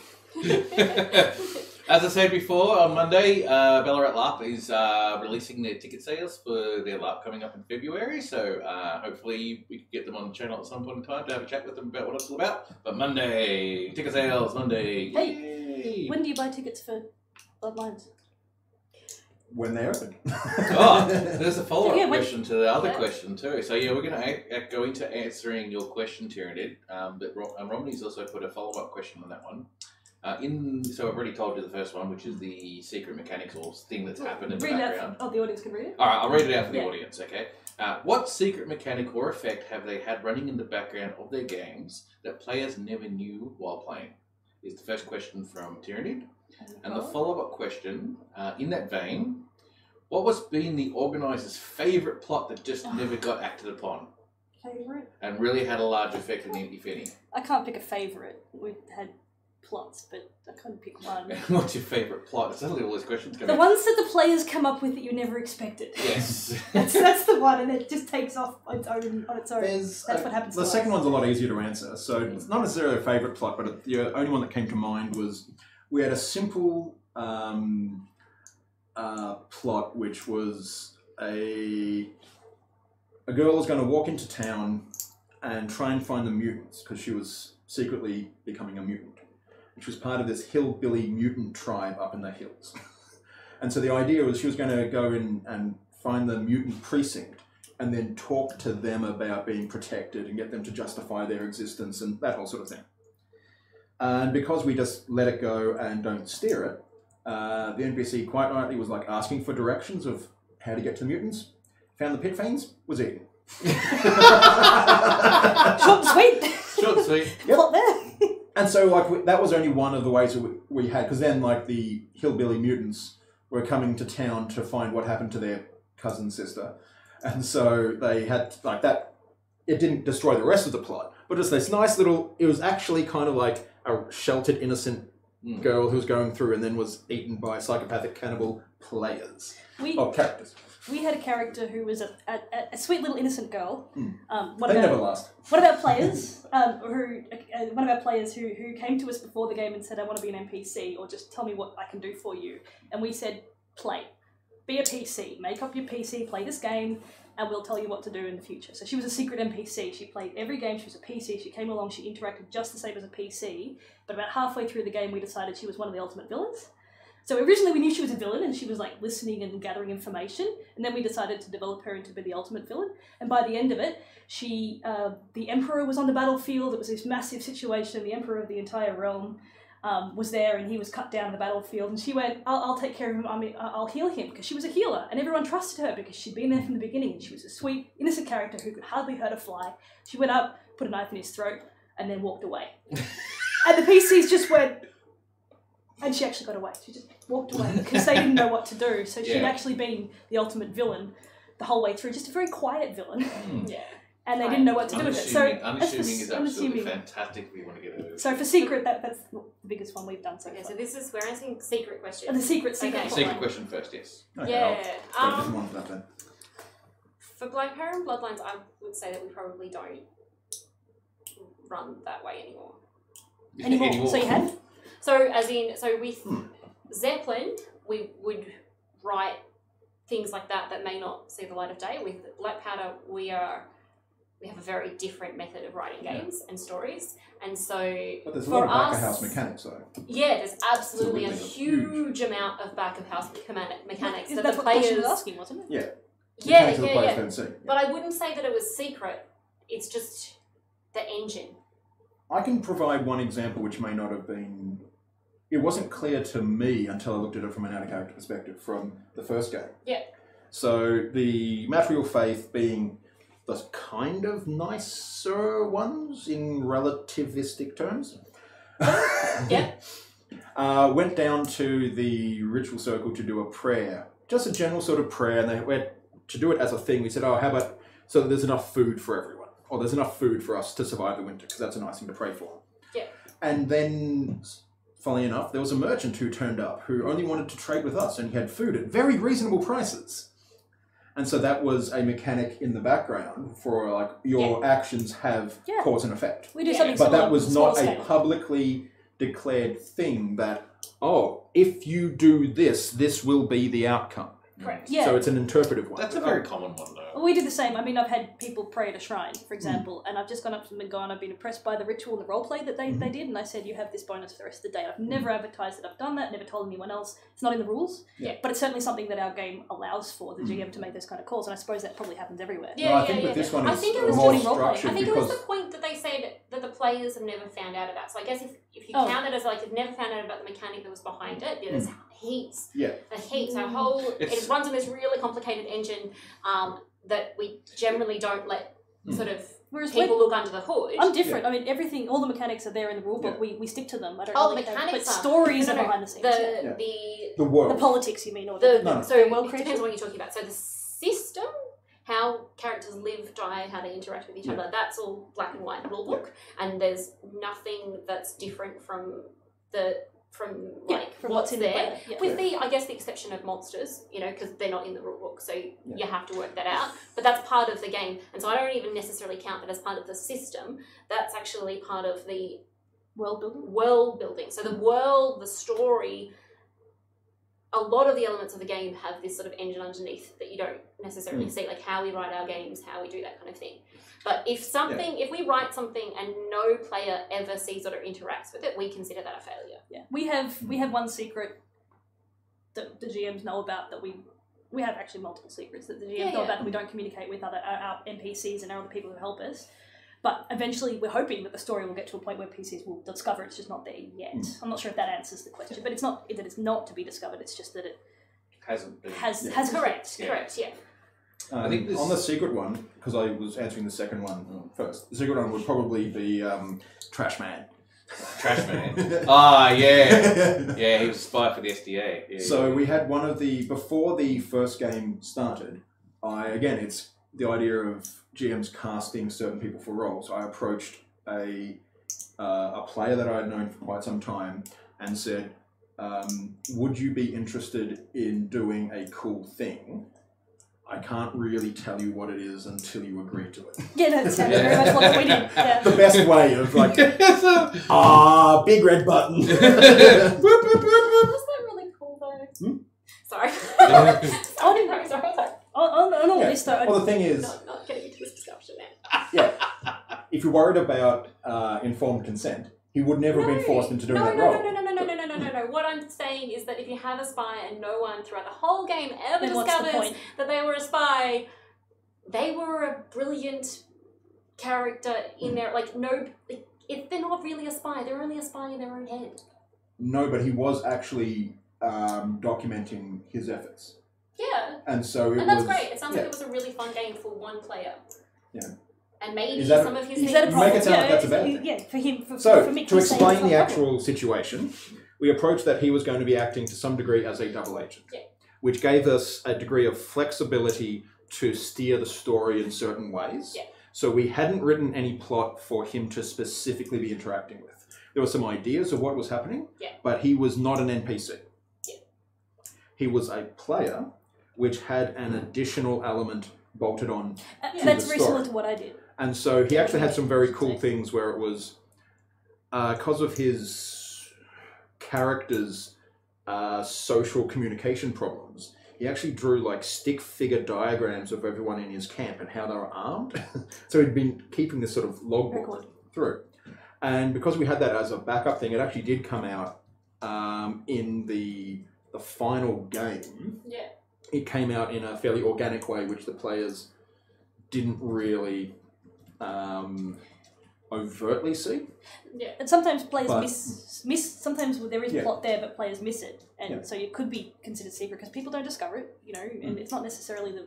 I wanted to mention on this, and I'm not sure what the point of the question might have been in this direction, but I certainly know with us, and it sounds like with you certainly, you don't purposefully conceal things from players or have this we know stuff that you don't, or we're not doing it to have power over PCs or anything like that. The secrets aren't there for that. They're there for the players to discover and have that sense of discovery and enjoyment and interaction with. Yeah. It's definitely not about control or power or Yeah, GM. yeah. Which, Yeah. look, I do know GMs, tabletop GMs, who get a sense of power, I suppose, over that control they might have over players. I certainly know that's not where we're going with those kind of things. Yeah, I think that's really what it comes down to, is that we've developed our writing and our engine. We've rebuilt this engine. You know, like a lot of it at least came from another LARP before this, where we looked at that and we made these mistakes and stuff. And there were definitely things in that, like we had spies for the whole game that nobody spotted. Yeah. And then at the end they were like, I was a spy, and I was like, well. But if it doesn't It come doesn't out, really matter. You're still the best person to be mayor. Like, you, as a spy, as mayor, still did more for this town than anyone else. So could have. things like that come out, and then In fact, maybe it was your ulterior motivations that drew you to be the best possible version have you of ever got yourself. the opposite, where that was PCs better. have made things up or thought they've seen something and interpreted something and created the idea of a story or a plot that you never planned, but Yes. happens and they follow without Yes. planning it? Yes. I'm sure that's the intention of your games. Yes, yeah, and absolutely, and often what we do now is we write a seed, and then we See see where they go. where it goes, and then we see what we think is the thing. So it may be like, oh, actually, this thing that the players are doing with it is cool. It may be that we have a bit more of a guideline to go for it. It may be that we take what the players want and then we subvert it, because that's fun too. I mean, that's what LARP is eventually. It's all the community telling a story together. I think that's before the stream when we were talking about some of the writing plot for players or writing plot for the game, and the difference in scale with the bigger games is that creating those seeds and trusting they'll either have their own legs or they won't. Yeah. Whereas instead of having this will lead to that, which will lead to that, no, these 5 things are out in play at the same time. And you have a broader view of what will happen, which creates a lot of incredible hits and some misses. Yeah. And so I think with this smaller game, you get more ability to write those connections. We do, but it's really weird how it doesn't happen that way. Almost never have we written a game and gone, and it had followed what we expected. Last time we had a tournament, and the last person we expected to become king became king. We expected it to go this way, and it went that way. And we've had a random character who was just a one-off day game, well, not a day game, but a one-off linear game villain who was meant to get arrested and executed because he was doing really bad stuff, has become the major villain and existed for 2 years and been really amazing and got away from the PCs twice because the NPC who played him has just been amazing and has managed to get away all this time. And we didn't write that story; it wrote itself between the PCs and the NPCs, and it's and developed itself. That's And all these games. That's one of the best ways of doing it, though. That's why we do LARP. Yeah. Yeah, and it depends. Like, I just feel like I don't. You don't want things to be concealed. No. What I mean to say is, like, I feel like we've taken that, because that's what we did with our last game, and we've deconstructed it and then rebuilt it, and so because that's the focus. That's one of the major focus on your game. yeah. So like, And so of course you're going to be sort of working. so when we heavily had a competition for king, like, we didn't have that's the last person that we expected. We just didn't know. Yeah. You know, and so I think there's a lot of that. But we It's just not had like who's popular and who's not. And we what were makes them expecting most this thing popular to happen person. and it didn't. It's usually this will happen and then we'll see. Yeah. I think the difference between your game and their game is the fact that they do have a larger amount of numbers. Oh yeah, you've got a lot of people to win. No. If there is, I can guarantee there is, because you've got a lot of personalities in Black Powder and Bloodlines, a lot of personalities. So you couldn't possibly even predict it. There's no way you could do it. Oh, predict? No. But I just don't think that's the biggest difference. I think we have big differences. I think in there's lots how of big we differences. I run wouldn't pick the one. game, Yeah. and the engine that I'm What talking do you about mean? now, and the number of players and the style of players. Sorry, I and the mean in style. reference to that particular scenario. Scenario. Yeah. there's But we also, more like, chaos factor. ours, which is actually more similar in terms of numbers, often, we run very differently. Yeah. Like, you're saying you don't write for the players, you write the world, and you write... And the players just and come the to players it. can interact with what they want. Yeah. Whereas we're quite systematic in what we write. Where when we sit down to write plots, we're like, okay, so we have our different factions, and then we literally sit down and look at our spreadsheet and go, so that's 20% of the players, that's 10, that's 5, they overlap in these ways, so we're going to put 10% of our attention in writing on this part and 20% on this part. And we do that with NPCs a bit too, where it's like, well, we try to make it so it's like, so we don't have 5 NPCs with 1 player. Like, that's what I'm saying. Like, that would never happen in our game. It could happen in yours because It does, you but we might be don't like encourage it. a rogue and you've gone to scout ahead and oops, you've It's- set off the ambush. Well, crap. It does happen occasionally in yours. It does, but it's...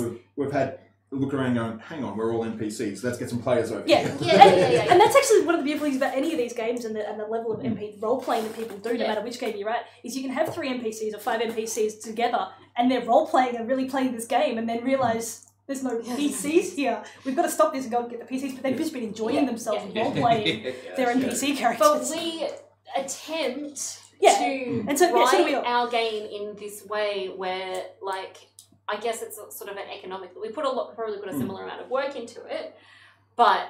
You direct it. So that's interesting. We have tried to deconstruct what we used to do and streamline the process so that we can write immersive plots for everyone. Like, it's not... And we do. We actually have individual plots for... They might be very small and subtle, but often we get really... personal. We just only put, like, if you are one player of our 100 players, you get 1% of our writing time, you know? Interesting. We used to, when we don't have highly factionalized groups now, but we used to in a previous game, the 5R game. Yeah. But regardless of how many people were playing that faction, we gave it basically the same amount of attention, the same amount of time. And I thought it's interesting that you split up. Yeah. But you're running for more. Once again, I'm running for 50, you're running for 100. No. It's a different... That's a design decision. But yeah, it was... Because if we were running for 50, we would be doing the same thing that we're doing now. We were doing it a little bit more with Zeppelin, but we weren't deconstructing the stories as much as we are now. Any more questions? That's very good Or question. comments? Or directions? No, it's just Caleb should have been killed. Hurry up and kill idiot players. I don't know. Caleb's I think the red rogue mage who is now running his entire faction and teaching other people his evil magic and getting really bad. There we go. Now Come we to have our the next reference. event. Can You we now might have the maybe reference? have the chance if he doesn't talk his way out of getting killed for the 3rd time. 4th time. Anyway, yes. Okay, alright, we got like 15 minutes left that we can just basically talk about whatever you want to talk about. Role playing. Go for it, role playing. You've got 10 minutes because he wanted to say something about summary. Whatever the time Okay, takes. I just wanted to talk about, because we're talking about a lot of these games, and one of the feedback that I've heard from people that I've said, come to our game, it's really fun. They've turned around and said, oh, I don't think I can role play that well. Hey, I've been doing this for nearly 20 years and I don't necessarily think I could roleplay as well as, you seem to be expecting so much. It feels like that to me. Yeah, and that's clearly, like, I've clearly done the wrong thing to do that. When I went to Swordcraft recently, the big quest event, I found myself realising I was playing the game wrong.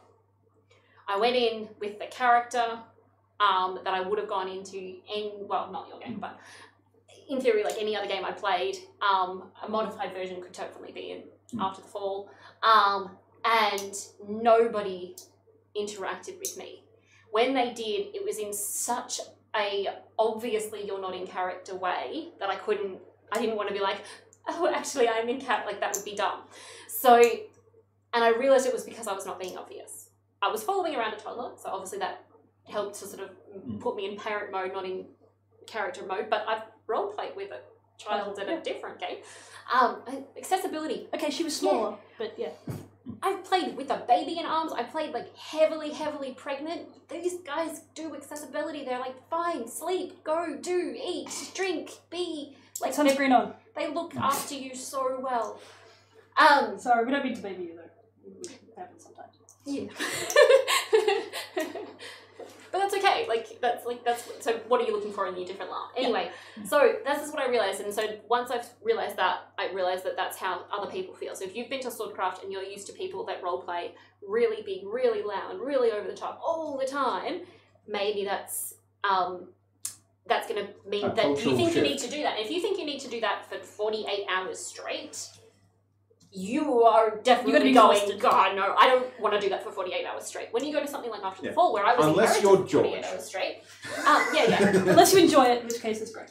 But that's quite intimidating for anyone, right? Whereas at After the Fall, I was in character that whole time, mostly, but my character wasn't that over the top.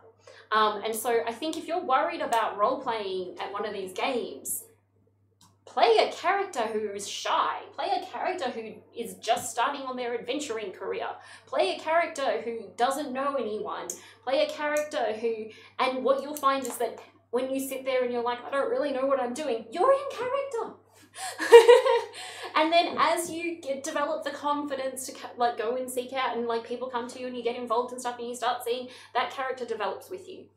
And that's one of the biggest things I can say about our game in particular, is people have these weird expectations of what to expect. My recommendation is don't necessarily expect too much. A lot of the people that came to the last event thinking they had really these characters that were these in their heads, by the end of the event the character had changed so much.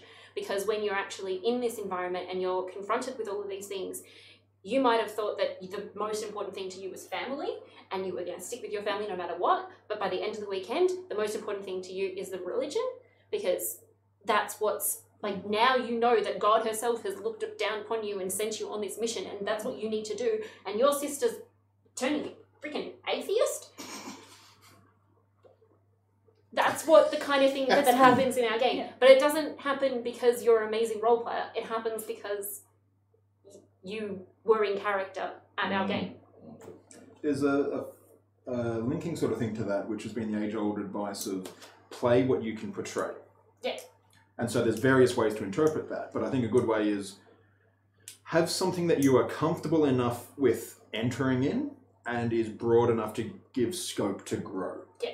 And so if you try to go in as this all-knowing, all-powerful person, it is very hard to live up to that if you're not experienced. Yeah. I'm going to be really selfish here and talk about my LARP for a sec. If you don't know what to do and you don't know how to make a character and you're like, I want to do this LARP thing, but the idea of like making up someone and being someone is really scary, come an NPC for us. NPC might not suit in those games, but we'll give you someone and we'll give you personality and guidance on how to do that, and it might give you the confidence to then make a character of your own next time around. Quickly, a question has been asked, which does interrupt what you were currently talking about, but that's what's for. That's right. What was the most surprising moment, good or bad, that you've had as an organizer of the game you've been currently running? I've got a quick one. Event 0, after the fall, all the GMs had radios. I get a call from Al, who was down at the Steel Legion camp, going, things are getting pretty weird down at the Legion camp. And I go, what do you mean? One of the players is wearing a nappy. And I go, is that a request for aid or a request for the camera? He was wearing underwear, but he'd gotten a scarf and wrapped it around. Yeah, I remember that. Yeah, and then put a pipe bomb down there and walked into town. I was not expecting that. Do you have one you wanted to say? I don't know. I'm not sure about most because I have a terrible memory. My husband would come up with a dozen events like this. There's so many that have surprised me and just been astounding and we keep talking about all the time. For me, the best moment is when someone keeps flying up from Tasmania to play our game every time. Yeah. And the commitment, and the level of commitment and the level of enjoyment that other people get out of these games, it's just amazing. I just do this for a bit of fun, but the effort that they bring to the game and the enjoyment they get out of the game of being with other people doing this, that's been the most amazing thing to me. But in-game, I can't pick a moment. You've all had so many. I have the same problem too. There's just every other event. Okay, not every event, but sometimes you go on the radio and you go, they did what? Okay. As someone who's also run my own LARPs in the past before, like especially for Stargate, one of the most beautiful things I've always found when I was running Stargate was not specific things, but like just seeing, you can see it as a person who's being a GM there, you're standing there, you're watching your players, and they find something and you haven't had to prompt them or anything like that, and they found out this bit of information, or they found this thing, or they've solved a particular problem. Sacrificed themselves to do something. Yeah, or something like that. And just the look on their face of just pure enjoyment that this thing has happened is absolutely fantastic. And I've got a second one as well. After the fall, Event 0 was the first time I specifically saw players have serious character bleed.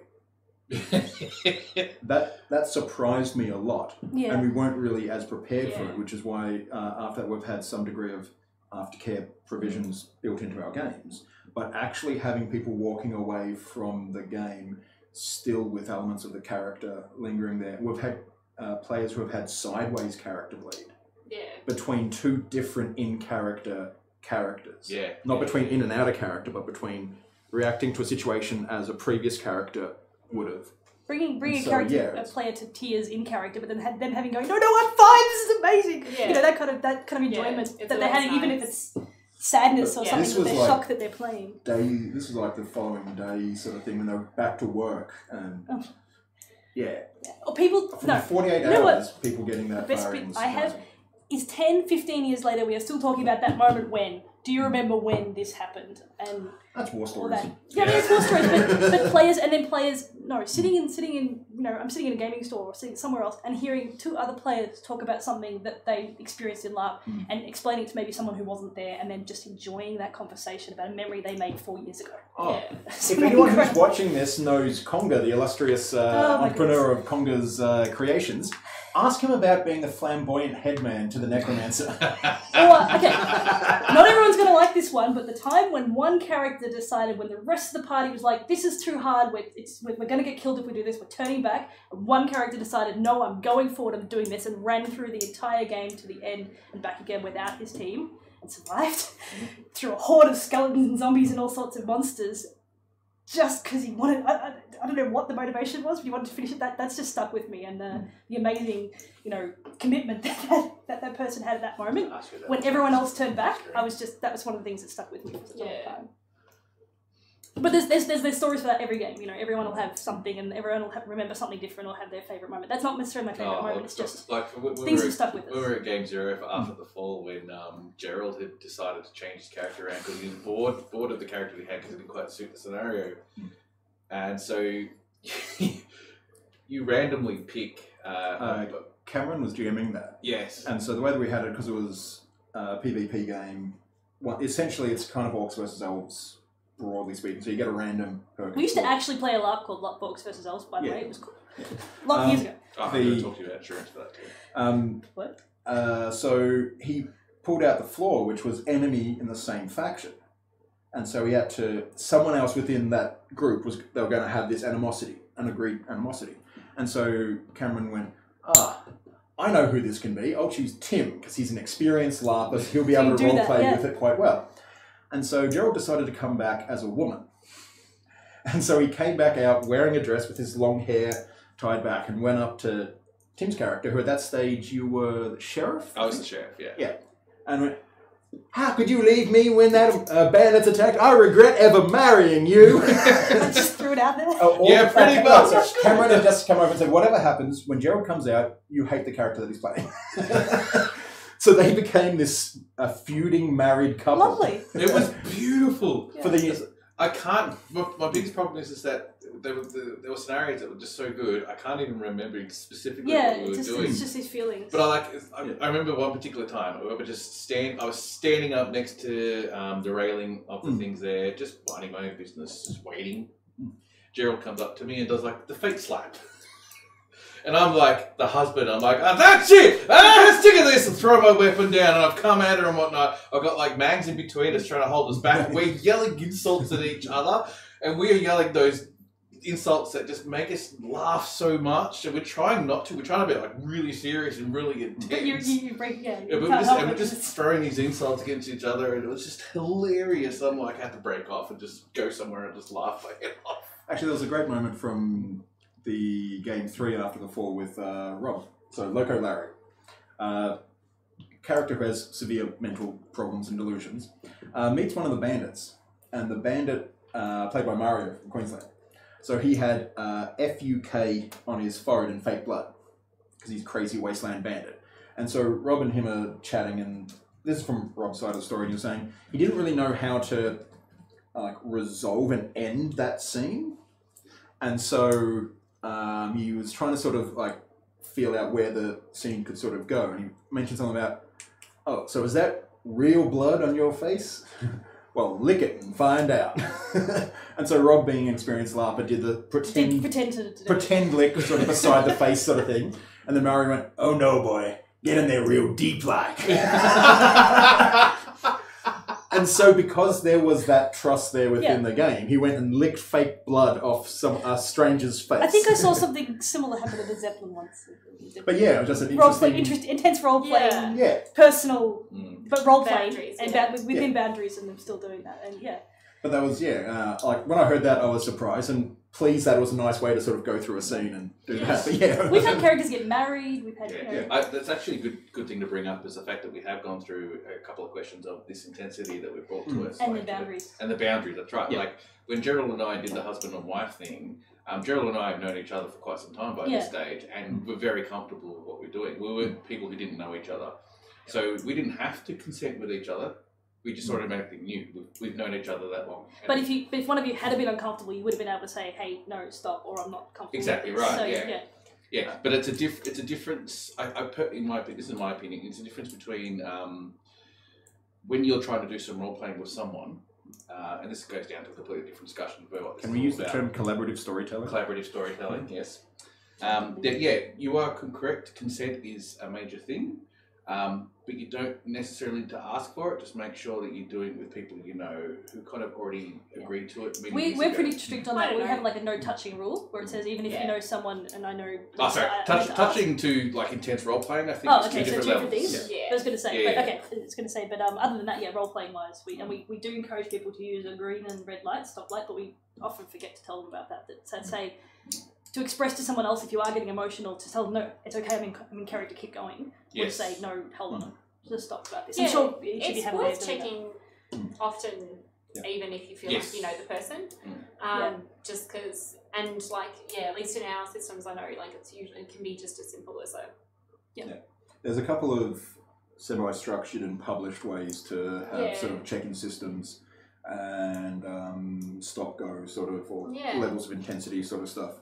But I think the other thing with that is also it's really good to check in with them for how you want the scene to end. Yeah. Because if it's going to be an argument, you can go, okay, we're going to yell and then I'm going to storm off. Okay, cool. Because you've set a boundary. You've given them a chance to go, I'm too busy or whatever else, or get that sort of consent discussion as part of that. And you're able to have a flowing scene that, from everyone else's perspective, flows smoothly. And that's a style of LARPing I've heard. One of my colleagues who came back from Europe, he said that's what they did in a particular LARP, a Harry Potter based LARP over there, or magical school based LARP, which I thought was interesting because in my LARP we don't usually do that where we agree on the end of a scene, but I've heard of it done and it sounds really good. Yeah. Well, it all sort of depends on what. People can do that. There's also certain things absolutely. It's great to encourage people if they want to have an enemy, you sit down out of character. And have it, just talk about it. I actually did that at someone at Quest wanted to kill one of the avatars. They had strong in-character reasons, and they asked me out of character for some advice for whether they'd be seen as a bad player if they went to try and assassinate this powerful individual. My response was, speak to them. Yeah. Speak to them out of character. And I went, And so right when we were having this discussion, that avatar happened to be walking past. I went, can you come over here? Just make sure it's fun for everyone. This player wants to ask you a question. They went, I was thinking for this reason if I could attack you. And that sounds great. Yeah. That's what it comes down to. Yeah, just make sure it's fun for everyone. I think a lot of people are afraid of metagaming for good reasons, and that's a whole different discussion. Because metagaming is bad when you're using it to abuse the plot or advantage. Gain an advantage in the game, and as opposed to gain an advantage in the story. If you're using it to further story, then it is absolutely one of the best tools a player can have. Mm-hmm. Yeah. Because essentially everything that a GM does is metagaming. Of course. Because we control the game. It's all different styles, and some games. Yeah, some things are more built on that. And some games that have less of it. I think if you... It's like some tabletop games if that you're really built on that style. going into something that you think is going to be... But then... And that's the thing that I guess is the interesting thing about role-playing as well. So often it's almost for the benefit of the people watching when you're doing a big showy thing and you're like, I want everyone to see me fall to the ground and suffer in this thing, and I want to see him win and go and get the thing and whatever. And that's one thing. Whereas then... in other LARPs, you don't even know who's watching, and so it's just between the two people or however many people are interacting in that scene, and that can be quite different. And in some ways, sometimes it breaking. It's just It's just interesting to see where you're at and what kinds of things you're into. And the same character will probably have different ones at different times with different people. And also, I guess that's the thing, that if you're there to sort of be immersed in character, then breaking out of that character might be worthy because it could help prevent trauma. But but it might be sort of more immersion breaking, whereas like you might be playing the character that looks at the tense situation and goes, nah, I don't want to be a part of that. I don't want to be in that scene. And you're not thinking that out of character, you're thinking that in character. And so that's how it can... Yeah. Some people don't ever interact with that mechanic, if that makes sense. Some games don't have that. I would discourage my players from putting immersion over a quick out-of-character discussion with another player to ensure that things go smoothly. Yeah, we're a bit like that. Yeah, that's what I'm saying. I think it's... No. But I guess that's what I mean, is that if you're... If your big scene that you're choreographing is, like, in some cases, in After the Fall especially, this is going to be freaking intense. It could be two people alone in a room, and it could be, and you go, okay, this is a torture scene. Drop out a character. Let's see. And I could sit there and go, I don't want to have any torture. I'm just going to tell you all of this. You can... I don't know, you can tell them you bit my finger and I told you all of this if you want, or you can tell them that you did the deed. I don't care. I don't want to have anything a part of it. I'm going away from this scene now. Or you can be like, you can do anything up until this point to me. But and don't mention spiders. Yeah. No, that's a serious thing that we've had come up where people have had phobias, and so we've had to shift. It's going to be really, really, really hard like that. Yeah. That's a great opportunity. If you're going into a scene that you know is going to be big and showy, and you want it to be big and showy for the audience, that's a good opportunity to do it. If you're playing like this, like a whole level of lighter, we are definitely lighter. You know that there's probably not going to be much chance of dying. There's not going to be much chance of torture. If it's torture, it's probably veiled already. Yeah. Like when there are torture in those games, it's often like, tell me where he went to roll. In the other room. Okay, I'll tell you where he went. Like it is in a children's television show or whatever. And so when you're up that level, again, there might not be as many reasons to drop out and go, oh, hey, do we need to check on this scene? Not. But I've had a character who's entitled tears over the death of a dragon god. You know, oh, absolutely. It's lovely. We still have moments. And that's in character. Yeah, we still have moments fine. in character. And you don't want to prevent those by constantly dropping in and out. But we probably drop out a lot more out of character a lot more than your games. No. Well, I feel like with the particularly rules for safety and stuff and that. And we do it a lot for safety because we're very active in terms of combat and we drop out all the time for safety reasons. Information is not as valuable as you think it is. All right, I'm going to interrupt. Yep. Because it's after 10. Because it is after 10, and I know what we're like as LARPers. Any particular group of LARPers, we can talk forever. That's right. It is 10 o'clock. Thank you all for coming along. Are there any last questions? There is one last question, which I was actually going to get to. Sorry. Do you have a pre-gaming briefing with all of the codes? Yes. What? A pre-game briefing. Do you have one of those? For who? For your LARP. With all the codes.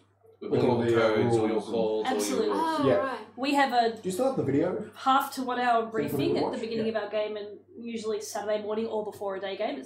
We shorten as much as possible. We are actually thinking of maybe moving to a video, but at this stage it's in-game time at the weekend where we go over particularly safety, any other issues around the game, and go over the rules in a brief way. And so you don't need to know anything about the rules before you come. You don't even need to read our rule book.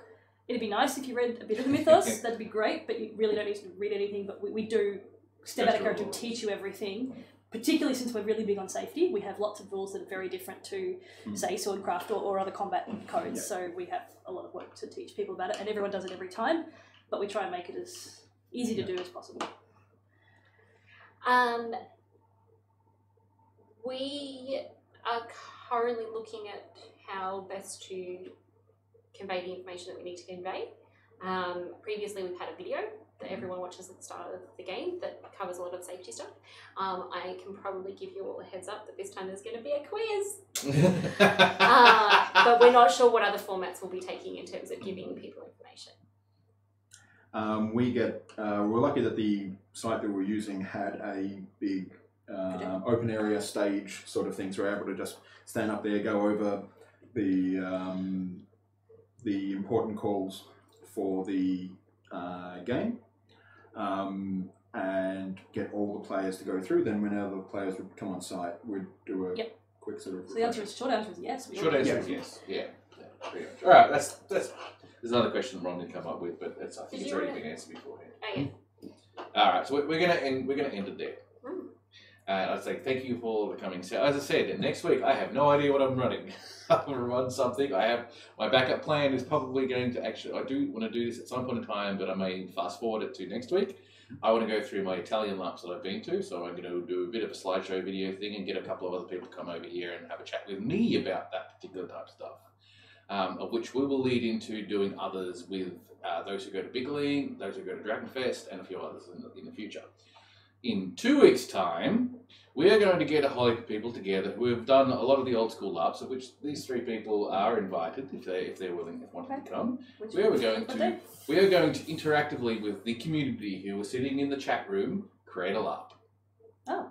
We're going to create a fantasy lap. It took us 2 years. Good luck. No. It's like a fantasy lap. We don't know what style it's going to be. We're going to brainstorm a lap. We're going to create a lap. Well, the thing is, because you create what you can in that, so you design. Are you running a competition of like so we're going to initial basically pitch? Like, do you? Like, well, that's the thing. We'll be prompted. writing with their initial pitches and we'll. We're basically going to go. I'm going to go Start to from scratch. We're going to start from scratch. We have a blank slate. I'm going to go to everyone. You've got ideas already. What genre? What format? We're going to talk to sort everyone of- in the channel and say, all right, let's start with genre. Let's start with projected size, maybe, or something like that. We'll go through a whole heap of different questions, and from that, we'll formulate what type of lap that we can build. And then go from there. And it's just a fantasy lap in the sense that it will be a lap that doesn't actually get built. Well, Whether it is a fantasy lap or I think we should at least sci-fi. type it up and distribute it. Absolutely. It'll be fun. A musical. Sure. I love music. A musical Oh lap. my god, I've got. She wants to come, apparently. No, I'm like running a freeform. Soon. Not soon. Oh. No. Not soon, but I did an improv class Gothic. and I had I know. musical. And Gothic I was fest. like, and Actually, I I've already got the have name ideas. of the musician, and I'm like, I am running this musical lab. Oh my god, it is going to be so good. Gothic, Cedar Conquest? Tap dance battles. Sorry? Cedar Conquest or something? One off? Oh, yeah. Yeah. Parody opera. Yeah, sounds good. That's the thing. Like, you can obviously incorporate various mechanics for how to interact with people. It doesn't have to involve combat at all. Anyway. Alright, so anyway, next week I have 3 different ideas coming up. I don't know which one's going to actually come out front. I will tell through the channel at some point in time what we'll actually be doing next week. Week after, again, we will be doing the fantasy lap. The fantasy So if you want to football. hear from more of us, maybe message Or I'll send this someone guy else. and Yeah, I'll absolutely. send Mark, So who's better at this. send us a Yeah. message. As I said, the links for their events are sitting down in Twitch itself on our chat. Down tiers, tickets are open. Ticket sales are already open for our 22nd and 24th of March. And through those Okay. particular events, you can contact them anyway. But if you want to ask me, I am happy to answer your questions and point you into their Facebook pages and all that type of jazz that goes with them if you're interested. I apologise for anyone from Cicadia or however you pronounce that one. I've always gotten that one wrong. Because we were trying to get Lynn on, and I was trying to get things happening with either Skype or whatever else I could get my hands on, but it just didn't want to work for me today. So I know why now, and I think I can fix the problem, but I needed a bit more time to do it. So that's it next week. We'll look forward to seeing One-on-one the stream. with One-on-one. Cicadia. well, I might actually just go and find a whole heap of people. I might do that. That's definitely one of the How about ideas. next week is a talk with all the LARP organisers outside of Victoria. If I can get this thing working, then yes. I might have to dip into OBS as opposed to OBS Streamlabs at this stage to do it. We'll sort it out. Tyranny is the musical. Cut to go join the stream and propose it. I've got ideas for a Gothic. Oh, fans. good. Could they be Australian? Get my Gothic theme into a Gothic fans. A 40k game with Tyrannies. I have seriously wanted to run because I used to run when I run Stargate was a laser tag. Yeah.